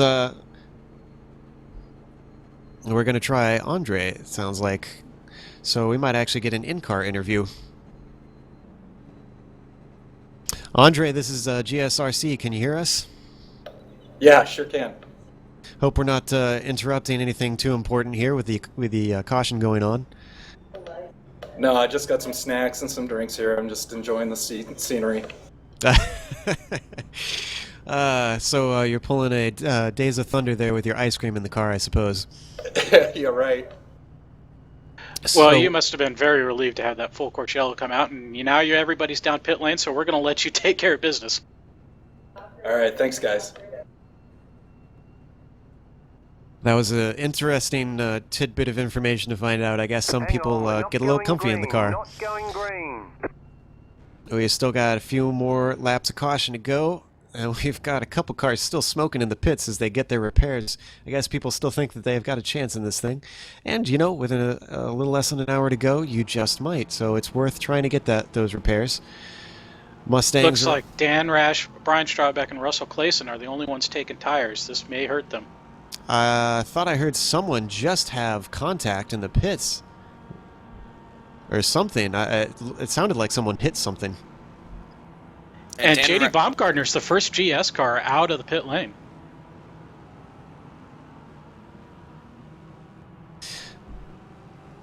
The plot thickens.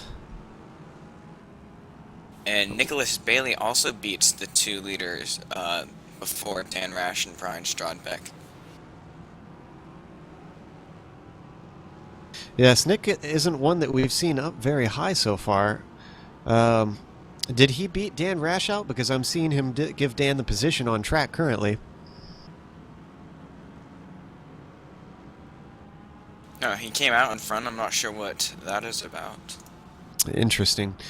But yeah, let's see. Our ST leader, I'm trying to remember who we said because you just said him. German Afanador.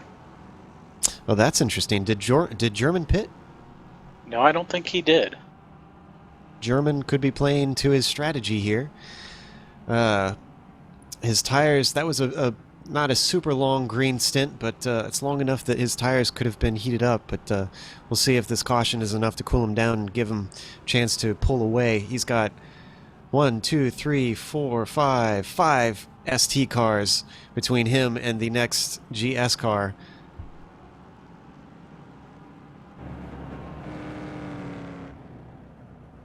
And the majority of the ST leaders pitted, but the ones who did not are William Randleman, David Whammon, Tim Brokaw, Christopher Thompson, and Ed Forrest, who are leading the ST group. Well, as much as these cautions have been a little bit boring, you have to admit that they're really shaking things up, causing some interesting strategies to play out. Yeah, and this last one has definitely helped J.D. Baumgartner leap up several positions here. We've seen JD up to the front, but we haven't seen him lead yet. So we'll have to see if now that he's a little bit higher up, if he can do something with it. Yeah, but they have like German obviously is leading, but right behind him is 5 ST drivers. So that group of ST cars can really hold up those GS drivers in those first few corners. Yes, he's got to hope that he can get enough of an acceleration on the green flag to kind of sneak around them.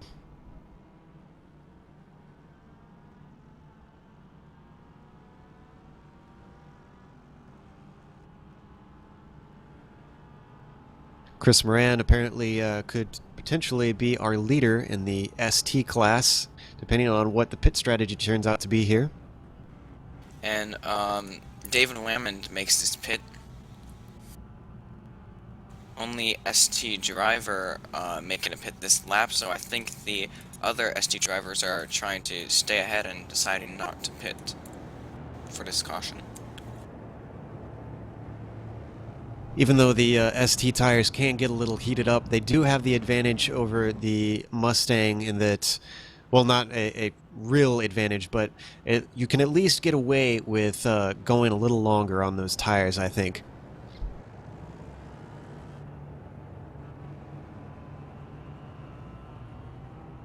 As they round the International Horseshoe, field continues to circulate on what is this caution number 6 or 7? I've lost count, honestly. I think it's number 6. Alrighty. So 6 cautions in an hour and 41 minutes so far. Hour and 42 minutes now.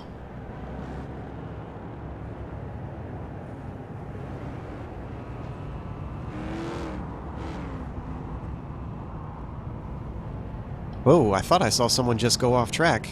That is Trevor Hill. Trevor Hill is off on the caution lap. His car was already damaged from what I recall, so he could have spun on his own. I'm not sure. I'm going to check here.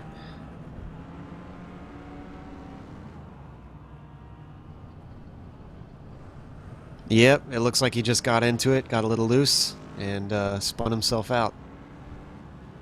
And 2 drivers will be having a wave round for this caution: Joshua Lutz in the ST class and Arthur Shannon in the ST class. Both had earlier incidents. I suppose they are both still racing.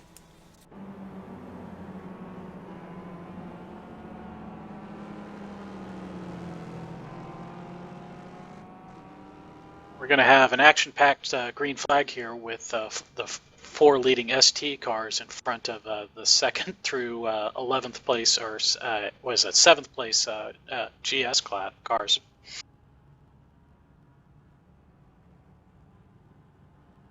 Yeah, it's the cautions is also kind of, usually you get the cars kind of nicely, you know, GS together, ST together if the cautions are spaced right, but the cautions have been so weird that we've just got a strange mix of the classes intermingled with one another.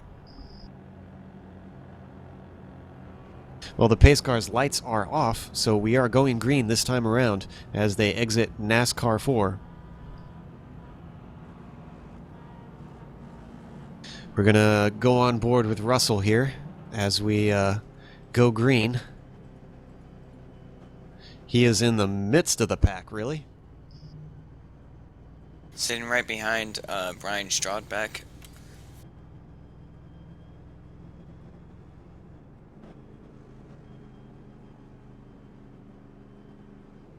They're waiting for the pace car to peel in. There it goes. And there's the green flag as they take off. We're on board with Russell Clayson. You're getting a one-on-one view here of what it's like in a thick of a pack of cars. As they head turn one, there's some ST cars in the way I can see. He's going to slot in behind them, wait for a nice straight to try and get by.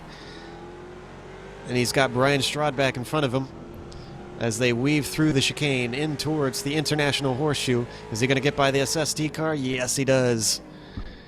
Keeping contact with Brian Stradback, which is going to be important because Brian's been one of the leaders through most of this race. So as things shuffle out, I wouldn't be surprised if you want to stay attached to him. J.D. Baumgartner and Dan Rash had an excellent run on the outside of the ST cars through turns 1 and 2 and cleared them quite easily, and have now got their sights set on German Afanador.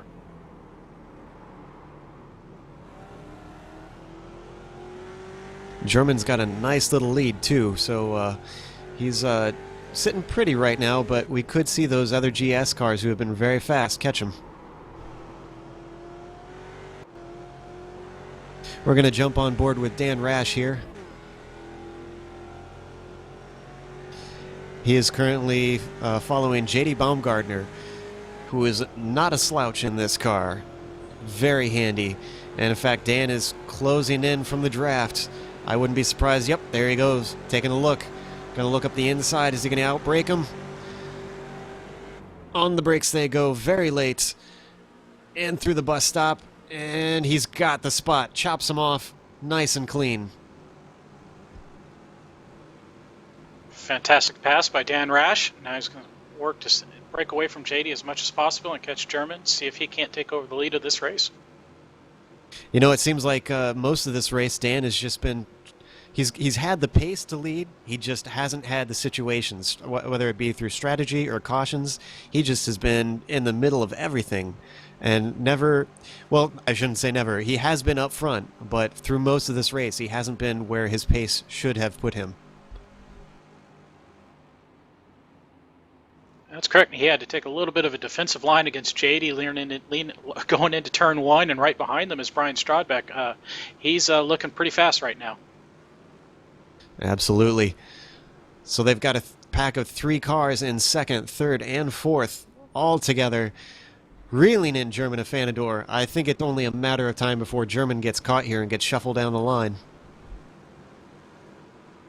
As the ST leaders are mixing stuff up, Tim Brokaw was leading at the line, but just went off track in turn 1. And in a red bunch of cars right now, Carl Williamson coming through and in 4th place right now, right behind Brokaw. Yeah, that is a serious pack of cars. These STs definitely racing a pack on this course because of the draft. So it's going to be interesting. Carl Williamson is making a move very cleanly inside of Tim Brokaw there. In fact, it looks like Tim might lose another spot to James, but he's got the inside. And at the front of the GS class, Dan Rash is in the draft of German Afanador, moves to the outside on NASCAR 2, and is getting ready to set up for the run into the bus stop. Well, he certainly didn't sit on his laurels to make something happen there. He's on the outside, though. Is German going to hold it? German's trying to hold it. They're going side by side. Oh! German has lost it. German's lost the lead through a spin. He is sideways. He's trying to take back off. He almost gets hit, but comes through clean. That's unfortunate. Boy, he did not want to give up that spot. He really liked that first place, but Dan also liked it, and I think he liked it a little bit more. Yeah, Sherman was very lucky to not get hit by any other drivers. Russell Cleason just skimmed him coming out of the bus stop, but he was very lucky right there. In the meantime, we've got Brian Stradback, who's hunting J.D. Baumgartner. He slips in the inside. J.D.'s trying to give him the pinch, though. He's hoping to pick him off by using Dan Rash. They're going 3 of them into turn 1. Brian Stradback gets a little squirrely. J.D. is on the outside, but Brian manages to secure a second place. He is now behind Dan Rash. Let's see if he's got something for him.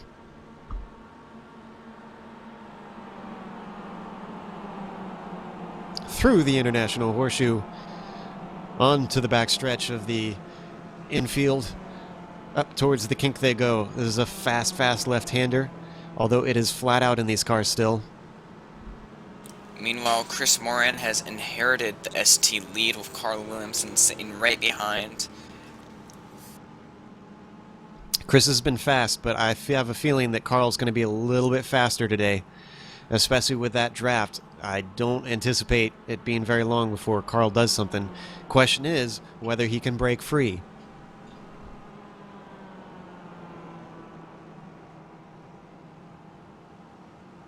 They're heading into the Western Horseshoe, and this is for the lead in the ST class, mind you. They have nobody in front of them. It is all clear right now for the ST leaders. Carl's very close coming out of the entry to the oval. He should be able to get the draft to make a move. Chris was really hustling that car, but I think he was doing too much. He slid it through that corner and just was not stable, so he doesn't have the exit speed. Carl is looking up on the outside. Question is, does he have enough of a draft? Can he get by? Can he get enough ahead into the bus stop here? They're side by side as they head down the back straight up towards the braking zone of the bus stop, and he has more than enough because Chris slots in behind him before they even enter the braking zone. Wow, well done by Carl. We have Brian Strodbeck and Dan Rash side by side into turn 1 for the lead. Dan's going to defend hard, and he's getting slide. Oh, he's very sideways. He slides it around. How did Dan Rash save that? Nicholas Bailey spins trying to avoid Dan Rash, and he's into the wall. Oh, that's heavy damage for Nick. He's still going, though. He should be able to bring it around, so hopefully that should not be a caution. At least I don't think it should merit a caution. But bad luck for him on having to circulate all the way around the track now with that damaged car. Brian Strodbeck leads the race with Dan Rash in third and J.D. Baumgartner in second.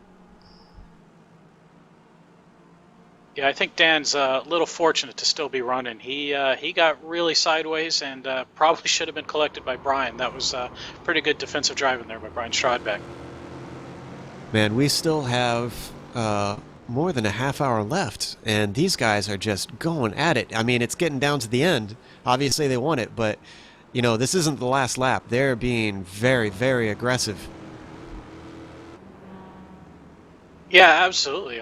To be honest, I'm a little surprised. I think there might be a little bit of one-upmanship going on here, showing who's the faster car and try and take that away. Well, right now, the faster car seems to be Brian Strodbeck, who's pulled away. In the meantime, JD has got Dan Rash all over his bumper.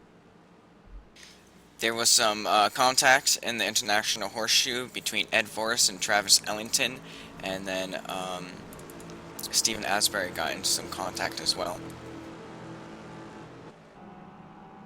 Well, Dan Rash, I thought he was going to try and make a move, but maybe he's just trying to do a little bit of bump drafting and get them up there.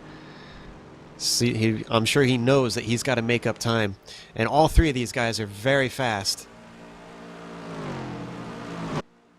Yeah, I think Dan's best play right now is to team up with JD and get a little choo-choo train going and see if they can't catch Brian Strodbeck. It looks like that's exactly what they're doing, as he is just pushing him down into the tri-oval. Turn 1, deep braking, trying to turn and brake at the same time. But, oh, there could have been an opportunity to out-accelerate JD, but once again, Dan is playing the long game. He's trying to get the two of them up to the leader. This is very smart racing from Dan.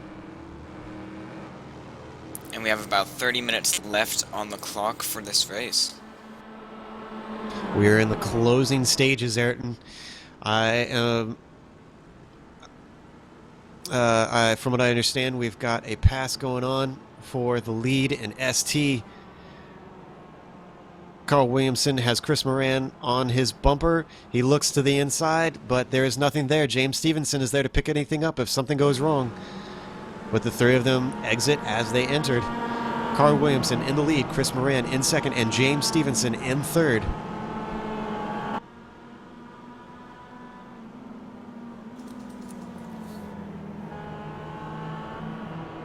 We are going to try and check on the mid-pack to see what's going on back there, because we've been focusing on the leaders quite a while. We'll head back to them once it gets a little bit closer to the end. Let's see who's got a good fight. We're going to hop on with Stefan Morian here, who is currently duking it out with Mr. Stefan Overgaard. The Battle of the Stefans, just spelled a little bit differently.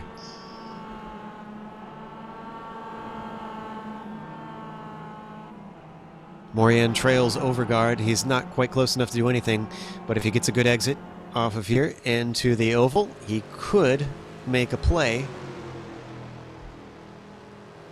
Yeah, we just had Dan Rash get a better exit out of the bus stop, and J.D. Baumgartner let him by and is now in his draft. Looks like JD breaks to allow him to keep the place. Could have made another move. But once again, they are just trying to keep up with Brian Strodbeck, who is still just out of arm's reach as they go through the chicane and head towards the International Horseshoe.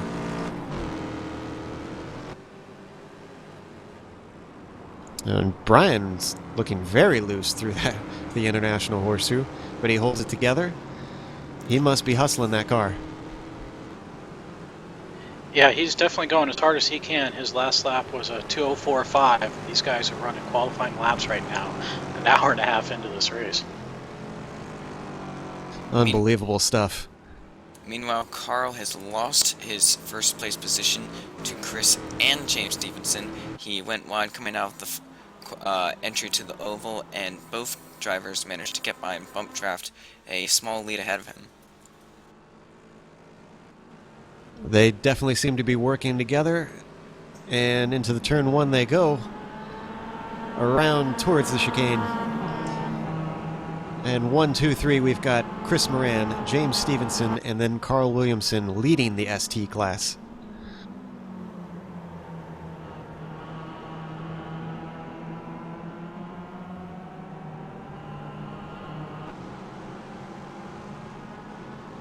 Meanwhile, I'm checking on the GS cars, and Brian Strodbeck is pulled away a little bit from Dan Rash, who is also pulled away from JD Baumgartner, so they're a little bit spaced out up in the lead of GS. Yeah, it looks like the whole GS field right now is kind of, everybody's spaced out a little bit. Enough action earlier, not enough in the race here, and we're getting some gaps, and everybody's trying to team up, I think, and go as fast as they can.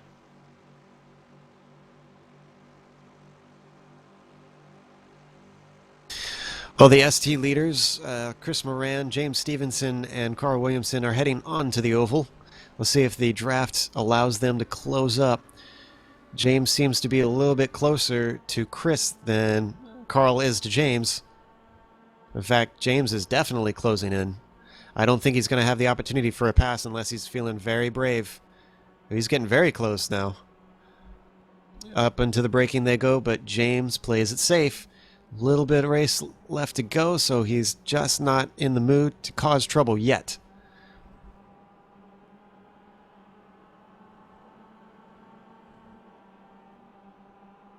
Let's have a quick run through on the standings. Brian Strodbeck is currently first in GS, Dan Rash is second, JD Baumgartner is third, Russell Clayson is fourth, and Andre Trego is fifth. Ayrton, take us through the ST. So we have Chris Moran and James Stevenson, Carl Williamson, Tim Brokaw, Stefan Overgaard, Stefan Moran, William Randleman, Christopher Thompson, Richard Losper, and Travis Ellington round out your top 10. I'm watching these ST leaders, and James is doing everything he can to get Chris as far up as he can, but it doesn't seem to be working. They're pulling away on the oval portion, and as soon as they head into the infield, Carl is right up on the back of them once again. He makes up all the ground. And at the head of the GS field, Dan Rash is actually closed up behind Brian Strodbeck enough that Brian is making defensive maneuvers to break the draft.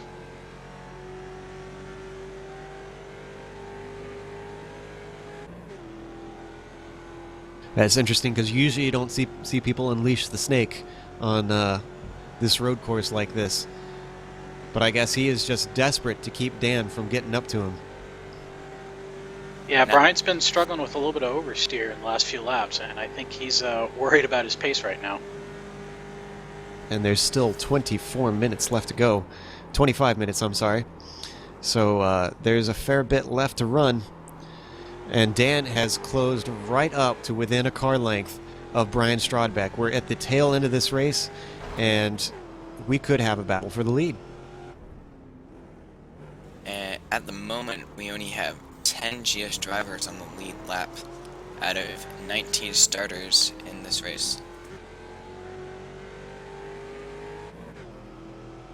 Well, like I said, I know I'm always beating that dead horse, but consistency, you gotta have it in this series. Yeah, absolutely. As the famous cliche says, in order to finish first you must finish. These Mustangs are proving that and then some. Boy, Bryan is using every inch of track he can. He is trying so hard to hold on to that first place. He's held it for much of this race, and I'm pretty sure he knows that Dan Rash has the pace to get by him. I think he knows that he's got to do all he can to keep him back there for this last leg. Yeah, absolutely. The last 2 laps, Bryan's been running about a half second slower than Dan Rash, so he's definitely got to be worried right at this second.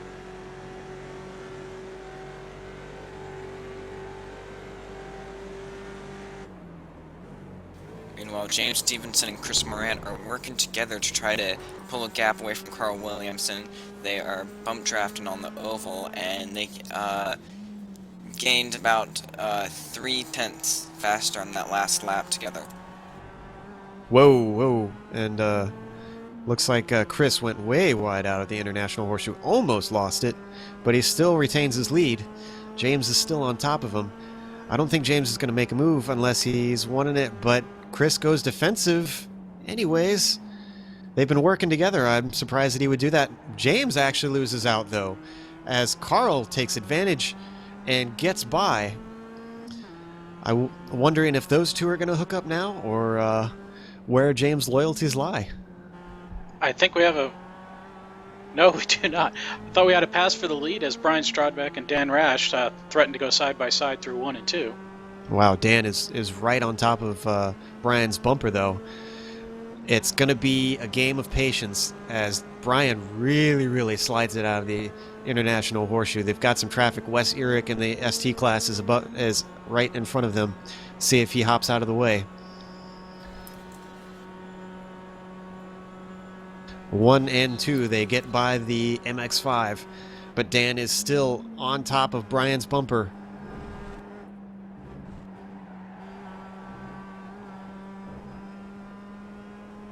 Off of the infield and onto the oval they go. Exhaust fumes all over Dan Rash.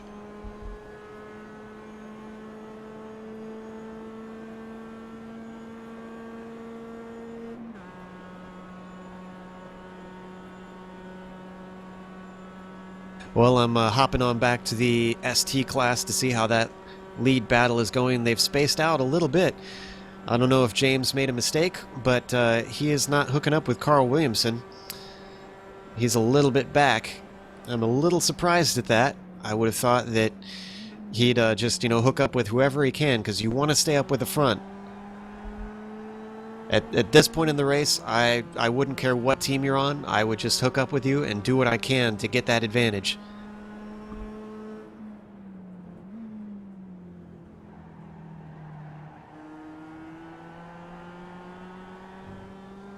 Boy, Carl Williamson is starting to stalk Chris Moran. Chris has been doing very well soaking up this pressure. He's made a few little mistakes I've seen out of the exits of corners, but for the most part, he's been holding on. And we've got a caution. This, ladies and gentlemen, could throw a kink into the system.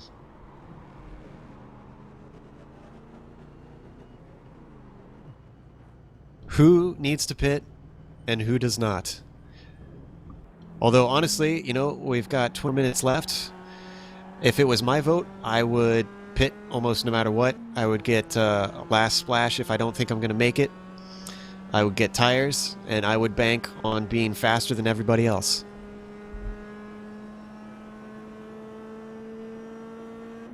And the instant for the caution was contact going into turn 1 between Richard Losper and Tom Eckling. Tom Eckling was a loser that spun and almost hit the pit exit wall. I've done that before with Richard into turn 1. It can happen, although Richard seems to have his fair share of trouble this race.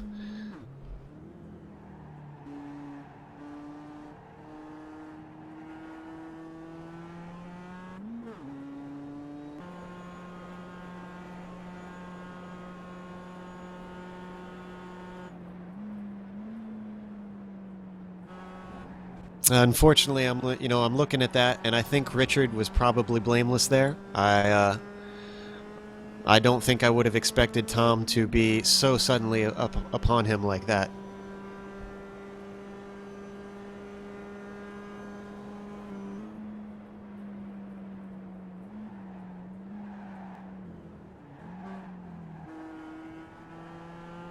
Well, we are on caution number 7 with about 20 minutes left to go, so it's getting down to the nitty-gritty.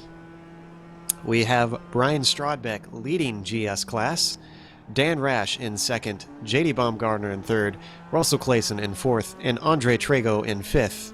In ST class, Chris Moran is leading, Carl Williamson is second, James Stevenson is third, Stefan Overgaard is fourth, and Stefan Moran is fifth. And it's interesting, I hadn't really been paying close attention to Stefan, and he's done quite a nice little job to sneak himself up into fifth here.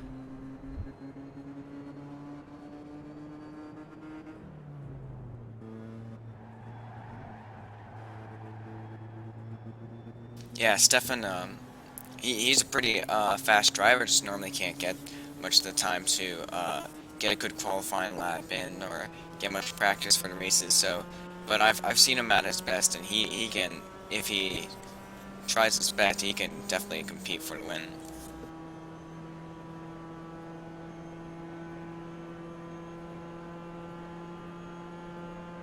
Well, it looks like Dan Rash was concerned about whether or not Brian Strodbeck was going to go into pit lane, and actually held himself back quite a ways to give himself as much time as possible in case Brian went in. But both have stayed out, and I think that's their they've made their final pit stops, and they're going to run till the end of the race here. Interesting development. So no one's taken the Trace McRae route and hoping to get that last splash and dash.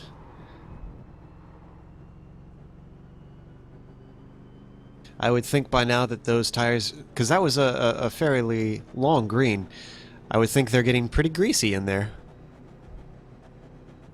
That's possible, but we've had enough yellow laps that maybe they've been able to save their tires enough. We'll have to see how that plays out, who's been able to run nice and smooth, and who has been a little too slippery on the asphalt. We should have 1 or 2 more laps of caution here as we let wave bys go by.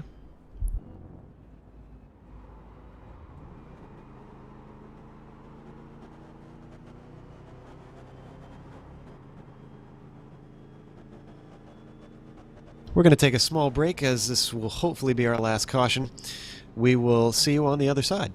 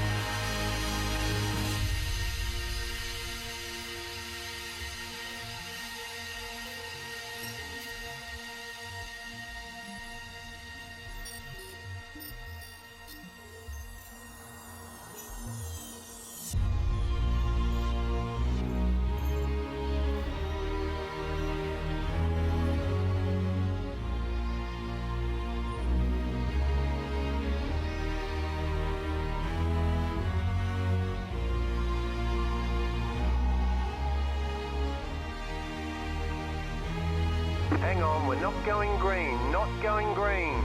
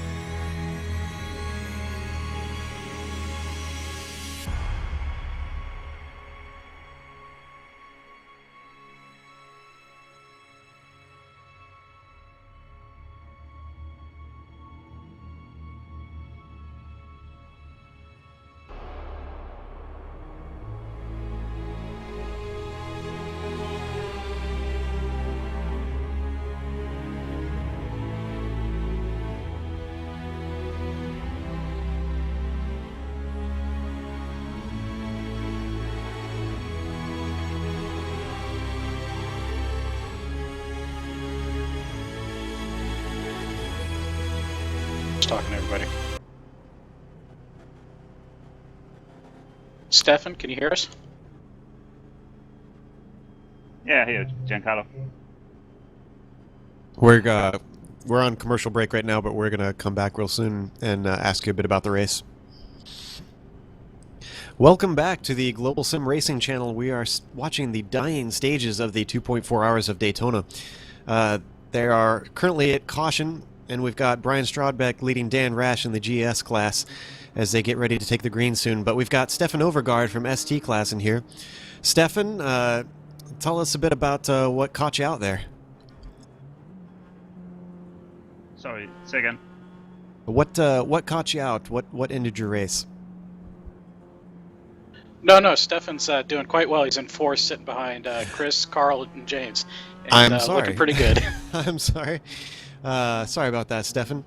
Tell us, in that case, tell us a little bit about how your race has gone before we go green real quick here. Fairly well. Had some problems in turn 1 where I gone wide a few times, but haven't had any car contacts.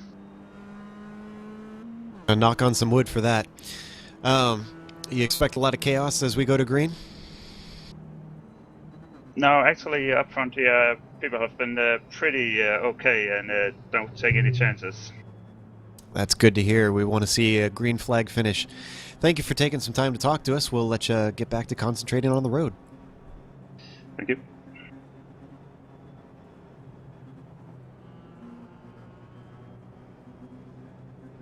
Well, the pace car is leading them back to the start-finish line. He's just about to peel off into the pits. Brian Strodbeck is going to try his hardest to hold off Dan Rash for these last few minutes. We've got about 15 minutes left to go as the green flag flies. They're accelerating off into the first corner. Braking soon. JD is right on top of Dan Rash. Nobody really makes any serious moves. One by one they file through. However, there's a bit of a pile of cars behind them, but no mistakes. Everyone's just trying to finish under green. Brian Strodbeck, though, takes a defensive line into the International Horseshoe as Dan must have gotten a really good run there.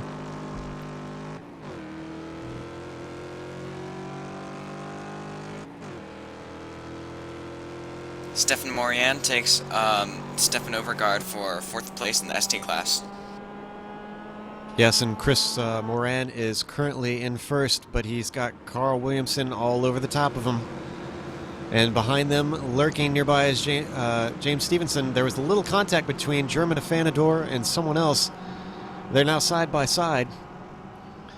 It looks like Chris Duffy and German Afanador having quite the battle. But both of them seem to have come out clean as they head to the oval. In the meantime, Dan Rash continues to stalk Brian Strodbeck. He is running out of time. I wonder if we're going to be treated to another close finish here. Is he waiting for the end? No. He's going to make a go at it. He's got to run. They're heading into the bus stop, down the back straight. Can Dan outbrake him? He's got him clear. Are they going to stay clean? Dan is looking a little squirrely, but no, good exit. And it is currently Dan Rash in first, Brian Strodbeck in second, with J.D. Baumgartner now closing up on the back of Brian Strodbeck's car. Yeah, JD got a fantastic run. Let's see if he tries to capitalize right here into turn 1. Boy, this is not Brian's lap. This is not the restart that he wanted if he goes down to 3rd place from first. Looks like JD's actually bump drafting him, helping him catch up to the leader. Now JD's going to slip to the outside, see if he can make a pass in turn 1. Looks like he's just going to sit behind for now. Russell Clayson in 4th went extremely deep on brakes and somehow managed to come through turn 1 just fine. Russell has a way of manhandling that car very well. I'm kind of amazed at what he can do. Meanwhile, ST leaders go 3 wide into turn 1. Carl Williamson gains the lead of the ST class while James gets 2nd. Chris Moran finally lost his lead that he was holding on to for so long. But he's not giving up soon. He's on the bumper of James Stevenson. If he can get a chance, I wouldn't be surprised if, with how few minutes are left, if he tries and makes a pass somewhere along here. Richard Losper has gotten into Travis Ellington coming out of the International Horseshoe. They have major contact, both going off track.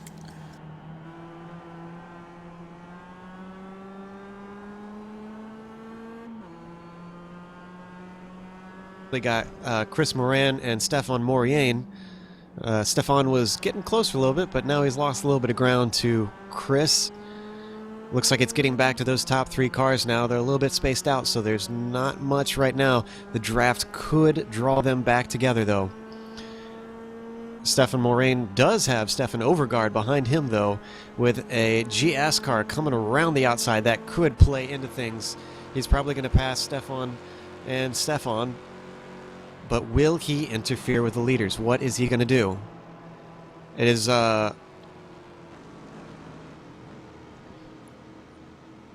Ooh, it looks like someone's making a pass.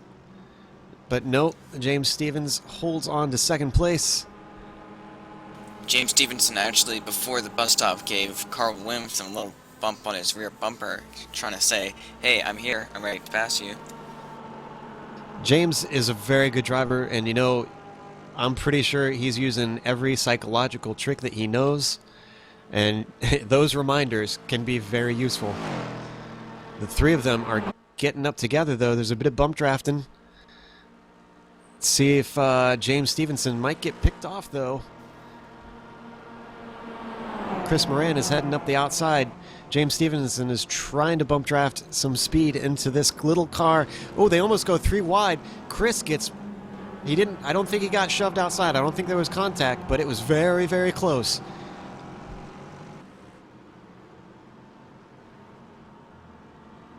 Boy, the gloves are off. Nobody is giving ground now. Everybody wants that win. There is about 8 minutes left in this thing. And now Dan Rash in first, Ryan right on his bumper once again, and he has his draft this time round and coming towards the bus stop. There's only a handful of laps left. It was probably now or never for Dan Rash. I'm sure he would have had other opportunities, but you know, you got to take what you can get, and I'm kind of sad we didn't get to see how he did it. Oh, Brian's not giving up, though. Brian's got the draft. He ducks out, but he ducks back in. And Dan Rash takes a defensive line. There was contact under braking. Through the bus stop they go. JD's going to catch up in all this mess. And even behind him, we've got Russell Clayson. 4 cars are now in it for the lead with only a handful of minutes left. You can't say that this series does not offer some exciting racing. Yeah, these 4 and 5 drivers at the front of GS field are doing everything they can to go that 100th of a second faster than the car next to him. As JD goes to the outside of Brian Strodbeck, is he going to hold it into turn 1? Brian gets a little bit squirrely. He's holding on to it. He's got the inside still. Oh, Dan Rash goes wide. This could be the lead for Brian. This is way back into it. He's got the outside. He's a little bit ahead. Who's going to outbreak each other into the International Horseshoe? Dan Rash comes out inside, and he's just got it. Oh! And whoa, and it's almost a spin from Brian. Holds onto it with some masterful wheel control there. JD, in the meantime, has managed to grab second. Unbelievable stuff. In fact, JD now wants first.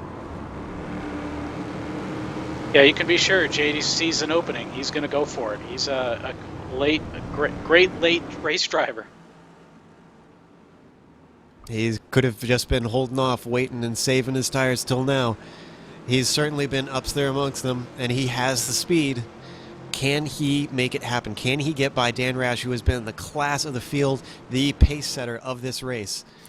We have exactly 5 minutes left remaining of the race. That will be approximately 2 laps left at the line. Well, Brian is catching up to JD Baumgartner. He has not given up yet. His car is just... his tires are probably gone by now from the way he's driving. But he's not given up. fortunately for him, it looks like as long as you don't lose too much speed out of a corner, that draft will pull you right back up. Dan had gotten an excellent run onto the banking, and JD and Brian caught right back up to him. And Dan gets a great run out of the bus stop, and JD and Brian are running side by side on the banking.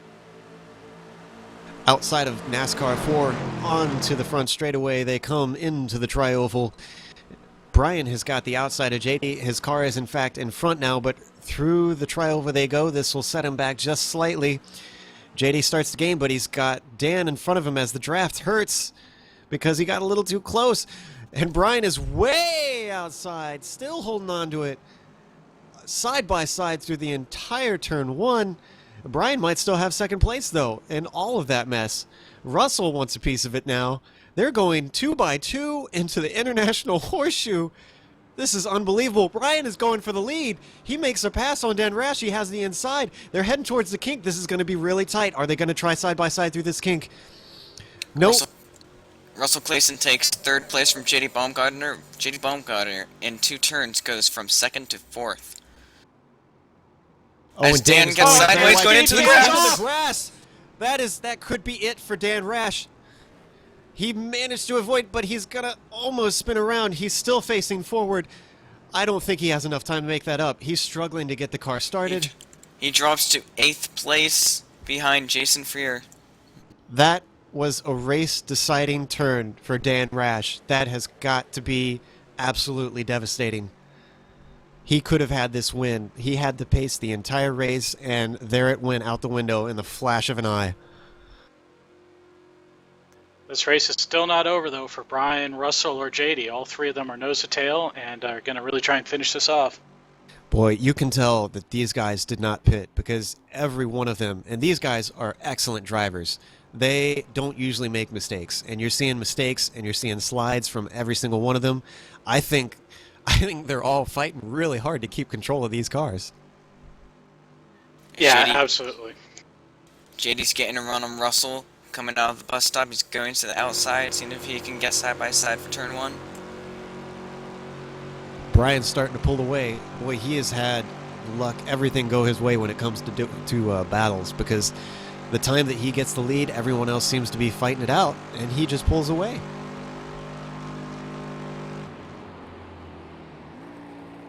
Russell goes deep into 1. JD's going to try the over-under. It's not quite there. It gets very close to the rear end of Russell, though. But Russell still holds on to second. Carl Williamson is still in the lead of the ST class. James right behind, then Chris in third. Stefan Morian and Stefan Overgaard follow about second behind. We've got, looks like less than 2 minutes to go, if I'm calculating this right. Yeah, we should be seeing the white flag this time by. Well, James is sizing up Carl Williamson here. Or he could be bump drafting. I think he's bump drafting. Oh, he's pushing him very hard. He's going to damage his car if he's not careful.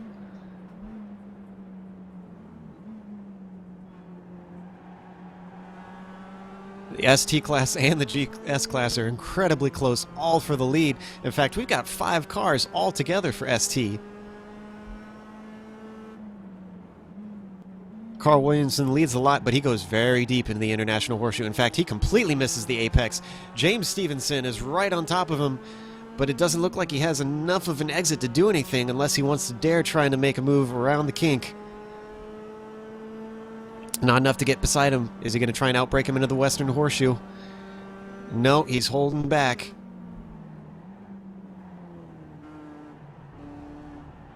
Stefan Overgaard looking on the inside of Stefan Morian for 4th place.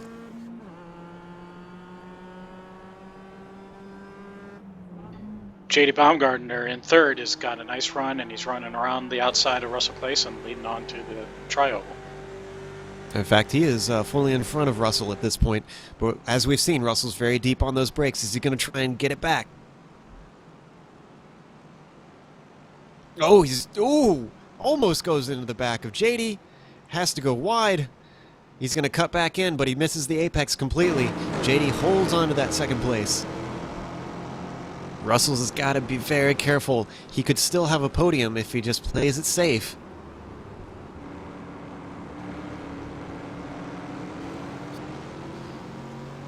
And is this the final lap?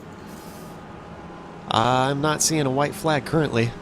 My timing monitor does show a white flag. All right, well, then we are on the final lap. Let's head back to the GS class, which is currently led by Brian Strodbeck. He's got a nice, healthy lead. If he can keep it clean, it's probably going to be very difficult to do so. In fact, he even dipped some wheels off into the grass there, coming out of the Western Horseshoe. But he's coming on to the oval for one last time. If he can hold it together, he can have the 2.4 win. And boy, was it a hard-fought one. If he can just hold on for a half a lap.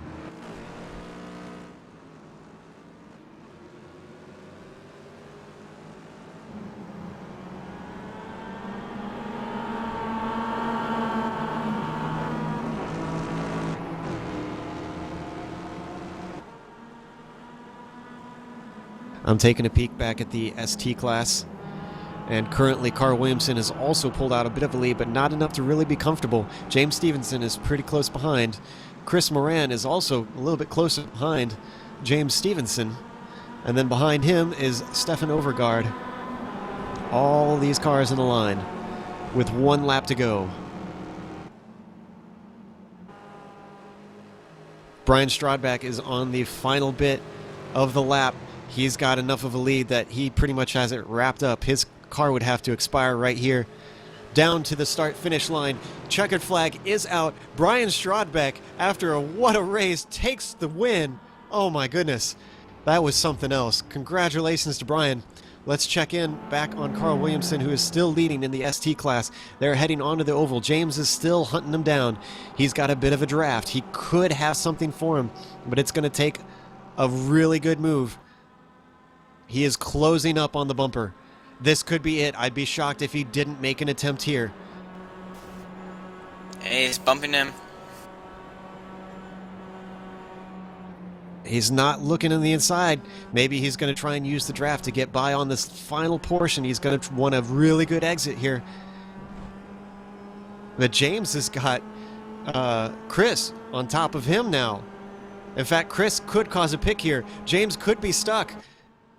Yes, James is stuck. He's going to have to bump draft.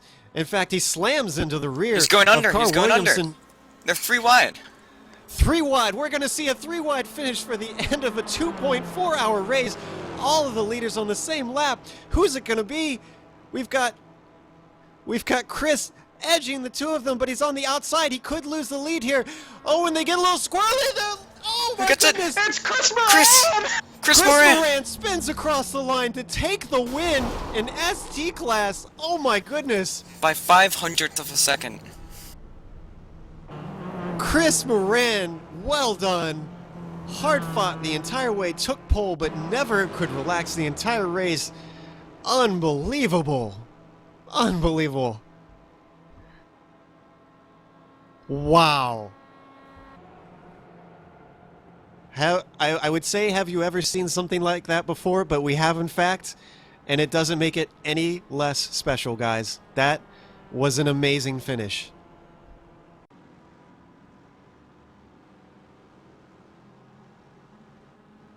Boy, we have got to get that podium in here for interviews afterwards, because I'm not sure if there's going to be hot heads or lots of laughs, but those guys raced side by side the whole way, and wow, I'm at a loss for words. Wow. I say that last touch at the end, if that didn't happen, we might not know how. We might have been different.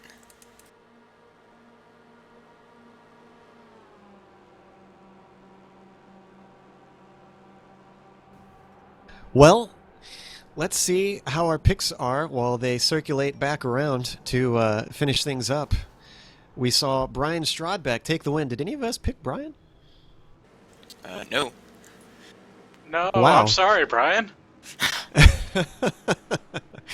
JD Baumgartner came in second, Russell Clayson in third, Andre Trago in fourth, German Afanador in 5th, and Dan Rash in 6th. I would note, I picked Andre Trago. Both of you guys picked Dan Rash, didn't you?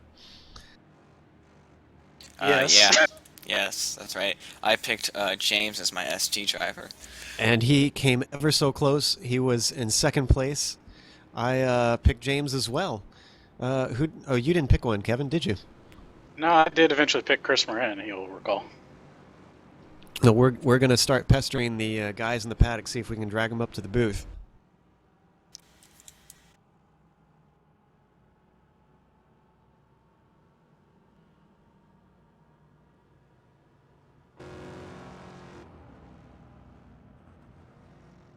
Well, Stefan, that was quite an incredible race. You finished in 4th place behind all that mess. How close were you to them? Actually, you were right behind all that craziness.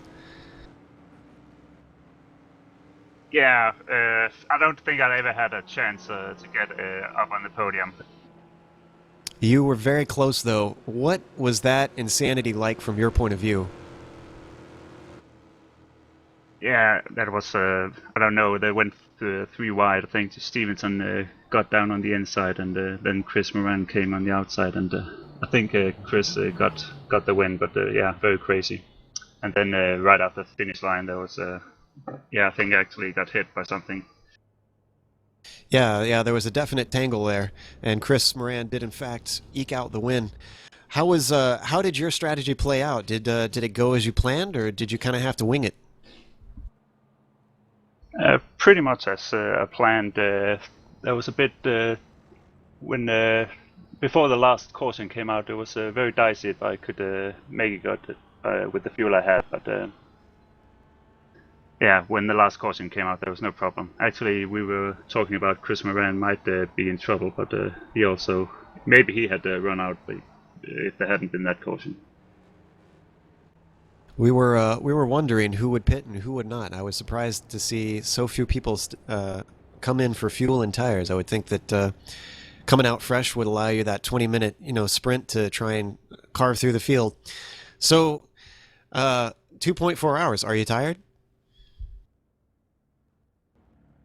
Not as tired as I had thought, but I could tell I was beginning to lose a bit of concentration at the end. Yeah, that'll definitely happen. Well, it looks like we have James Stevenson waiting in the wings. He was on the podium. He came out in 2nd place. Let's see if we can drag him in here. James, can you hear us? Sure can, fellas. James, that was an incredible treat for the start of the season, for a finish. 2nd place, congratulations. What the hell was that like at the end for you? Oh man, it was crazy. I mean, we came out of the bus stop and Chris ran up on the outside and I thought I've got to bump Carl along because we don't want Chris to just drive away from us. So I gave Carl a bump and then he faded up the track and I was on the inside and I basically had my wheel in the gutter and 3 wide coming through the last turn and then Chris still had the momentum around the outside and then we just made a slight touch just before we got to the finish line and that was enough to get me from 3rd to 2nd. If it had happened, I don't know, 5 metres earlier, I probably would have won because I was the only one still going straight. Well, that's how Lady Luck sometimes plays it in this racing game. Again, congratulations. We've got the winner, Chris Moran, in here. Chris, you led for a fair bit, and in fact, you were rebuffing quite a few people from taking the lead for quite a bit. What was the finish like for you? Insane. I didn't think I had it there going around the corner or that last banking. And all of a sudden I got hit and it pushed me across the line in 1st.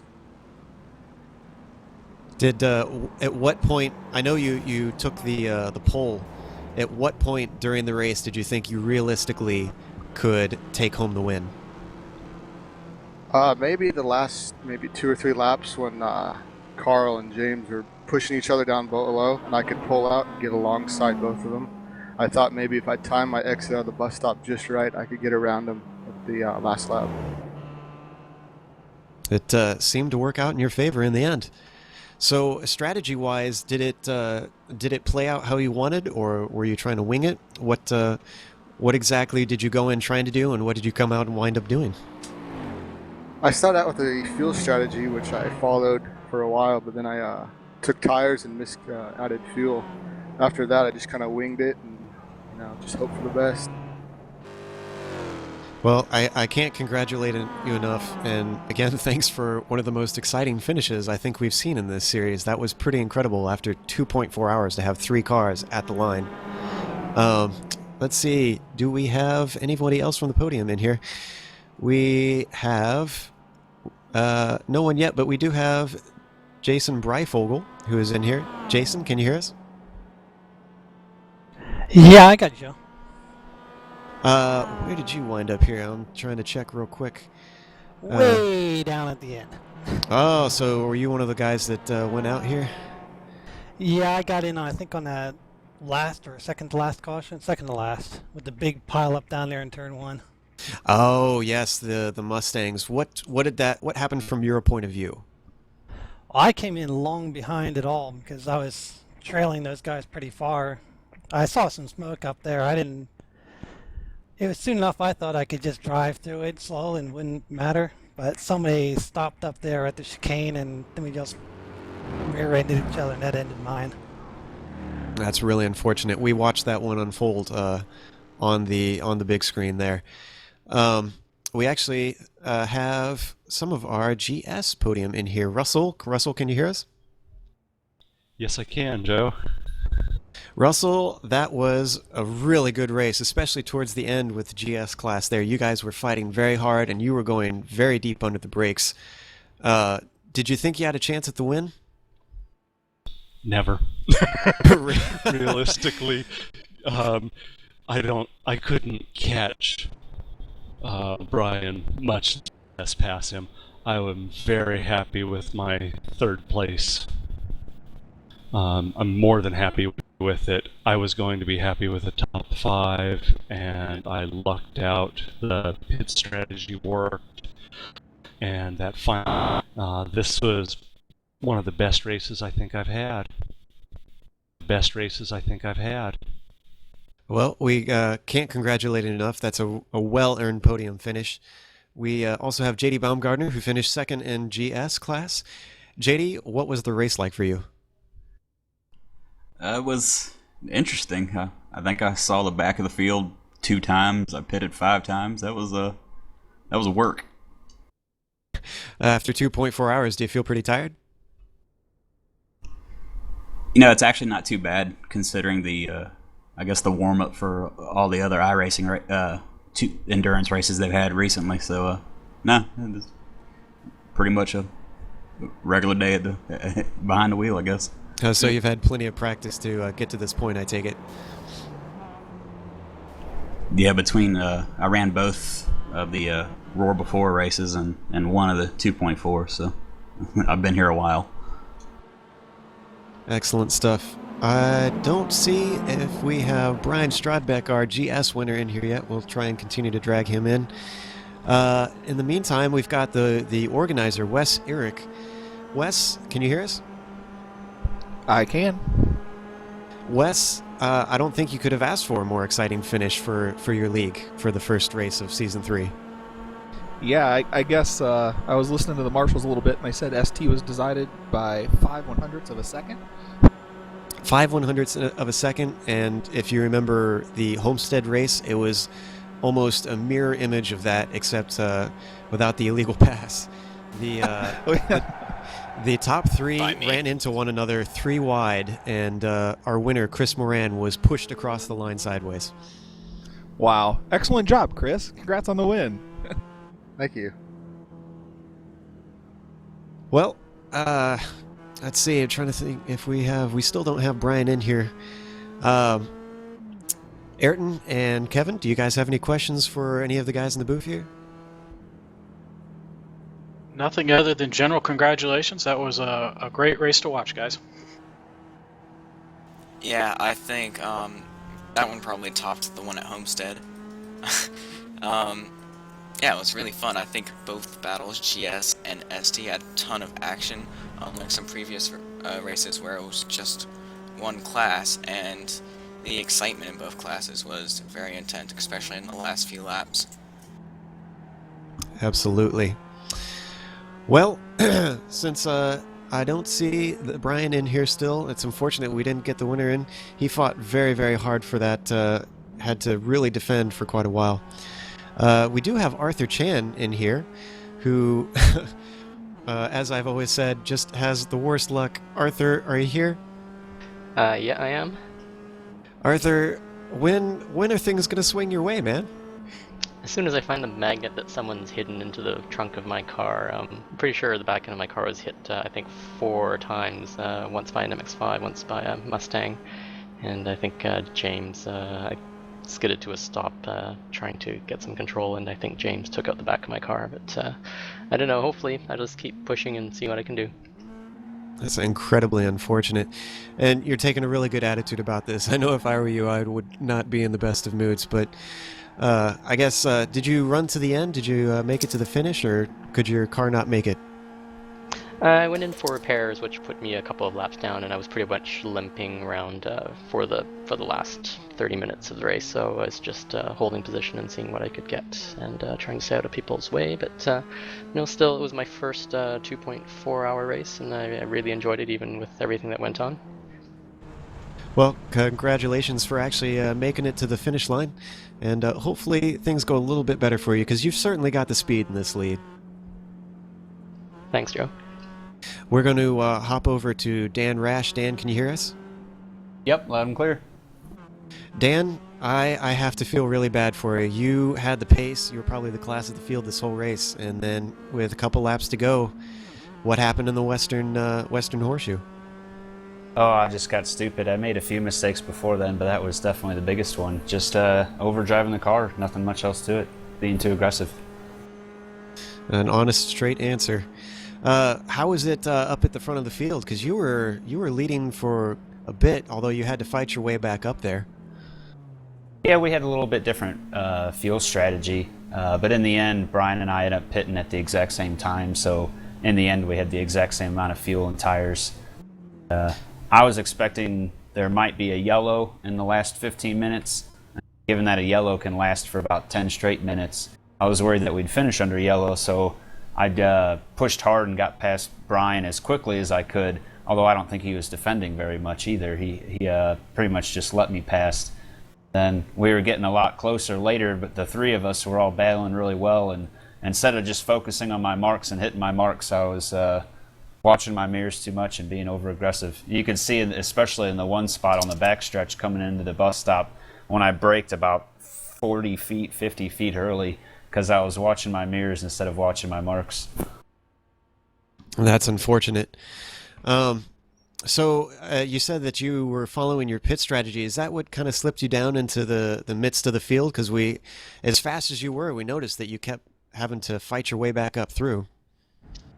Yeah, Brian took an earlier pit, and I was planning my strategy to take one a little bit later. And the one that I took later ended up putting me a little bit further back in the field, but I wasn't too worried about it.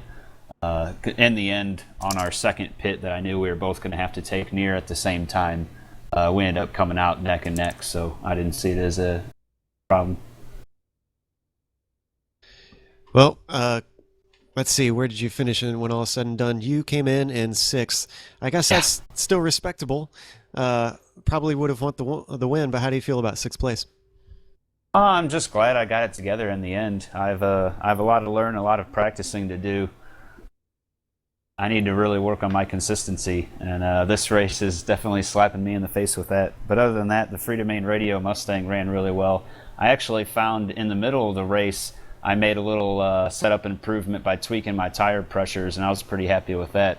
If I hadn't done that, then I don't think I would have even had a chance to battle up front. That's more than I am able to think about in the midst of a 2.4-hour race. My brain would be far more scrambled than to be able to consider that. Thank you for giving us a talk, Dan, and hopefully you fare better at the next race. Yeah, thanks, and thanks for the broadcast. I look forward to watching it from the beginning.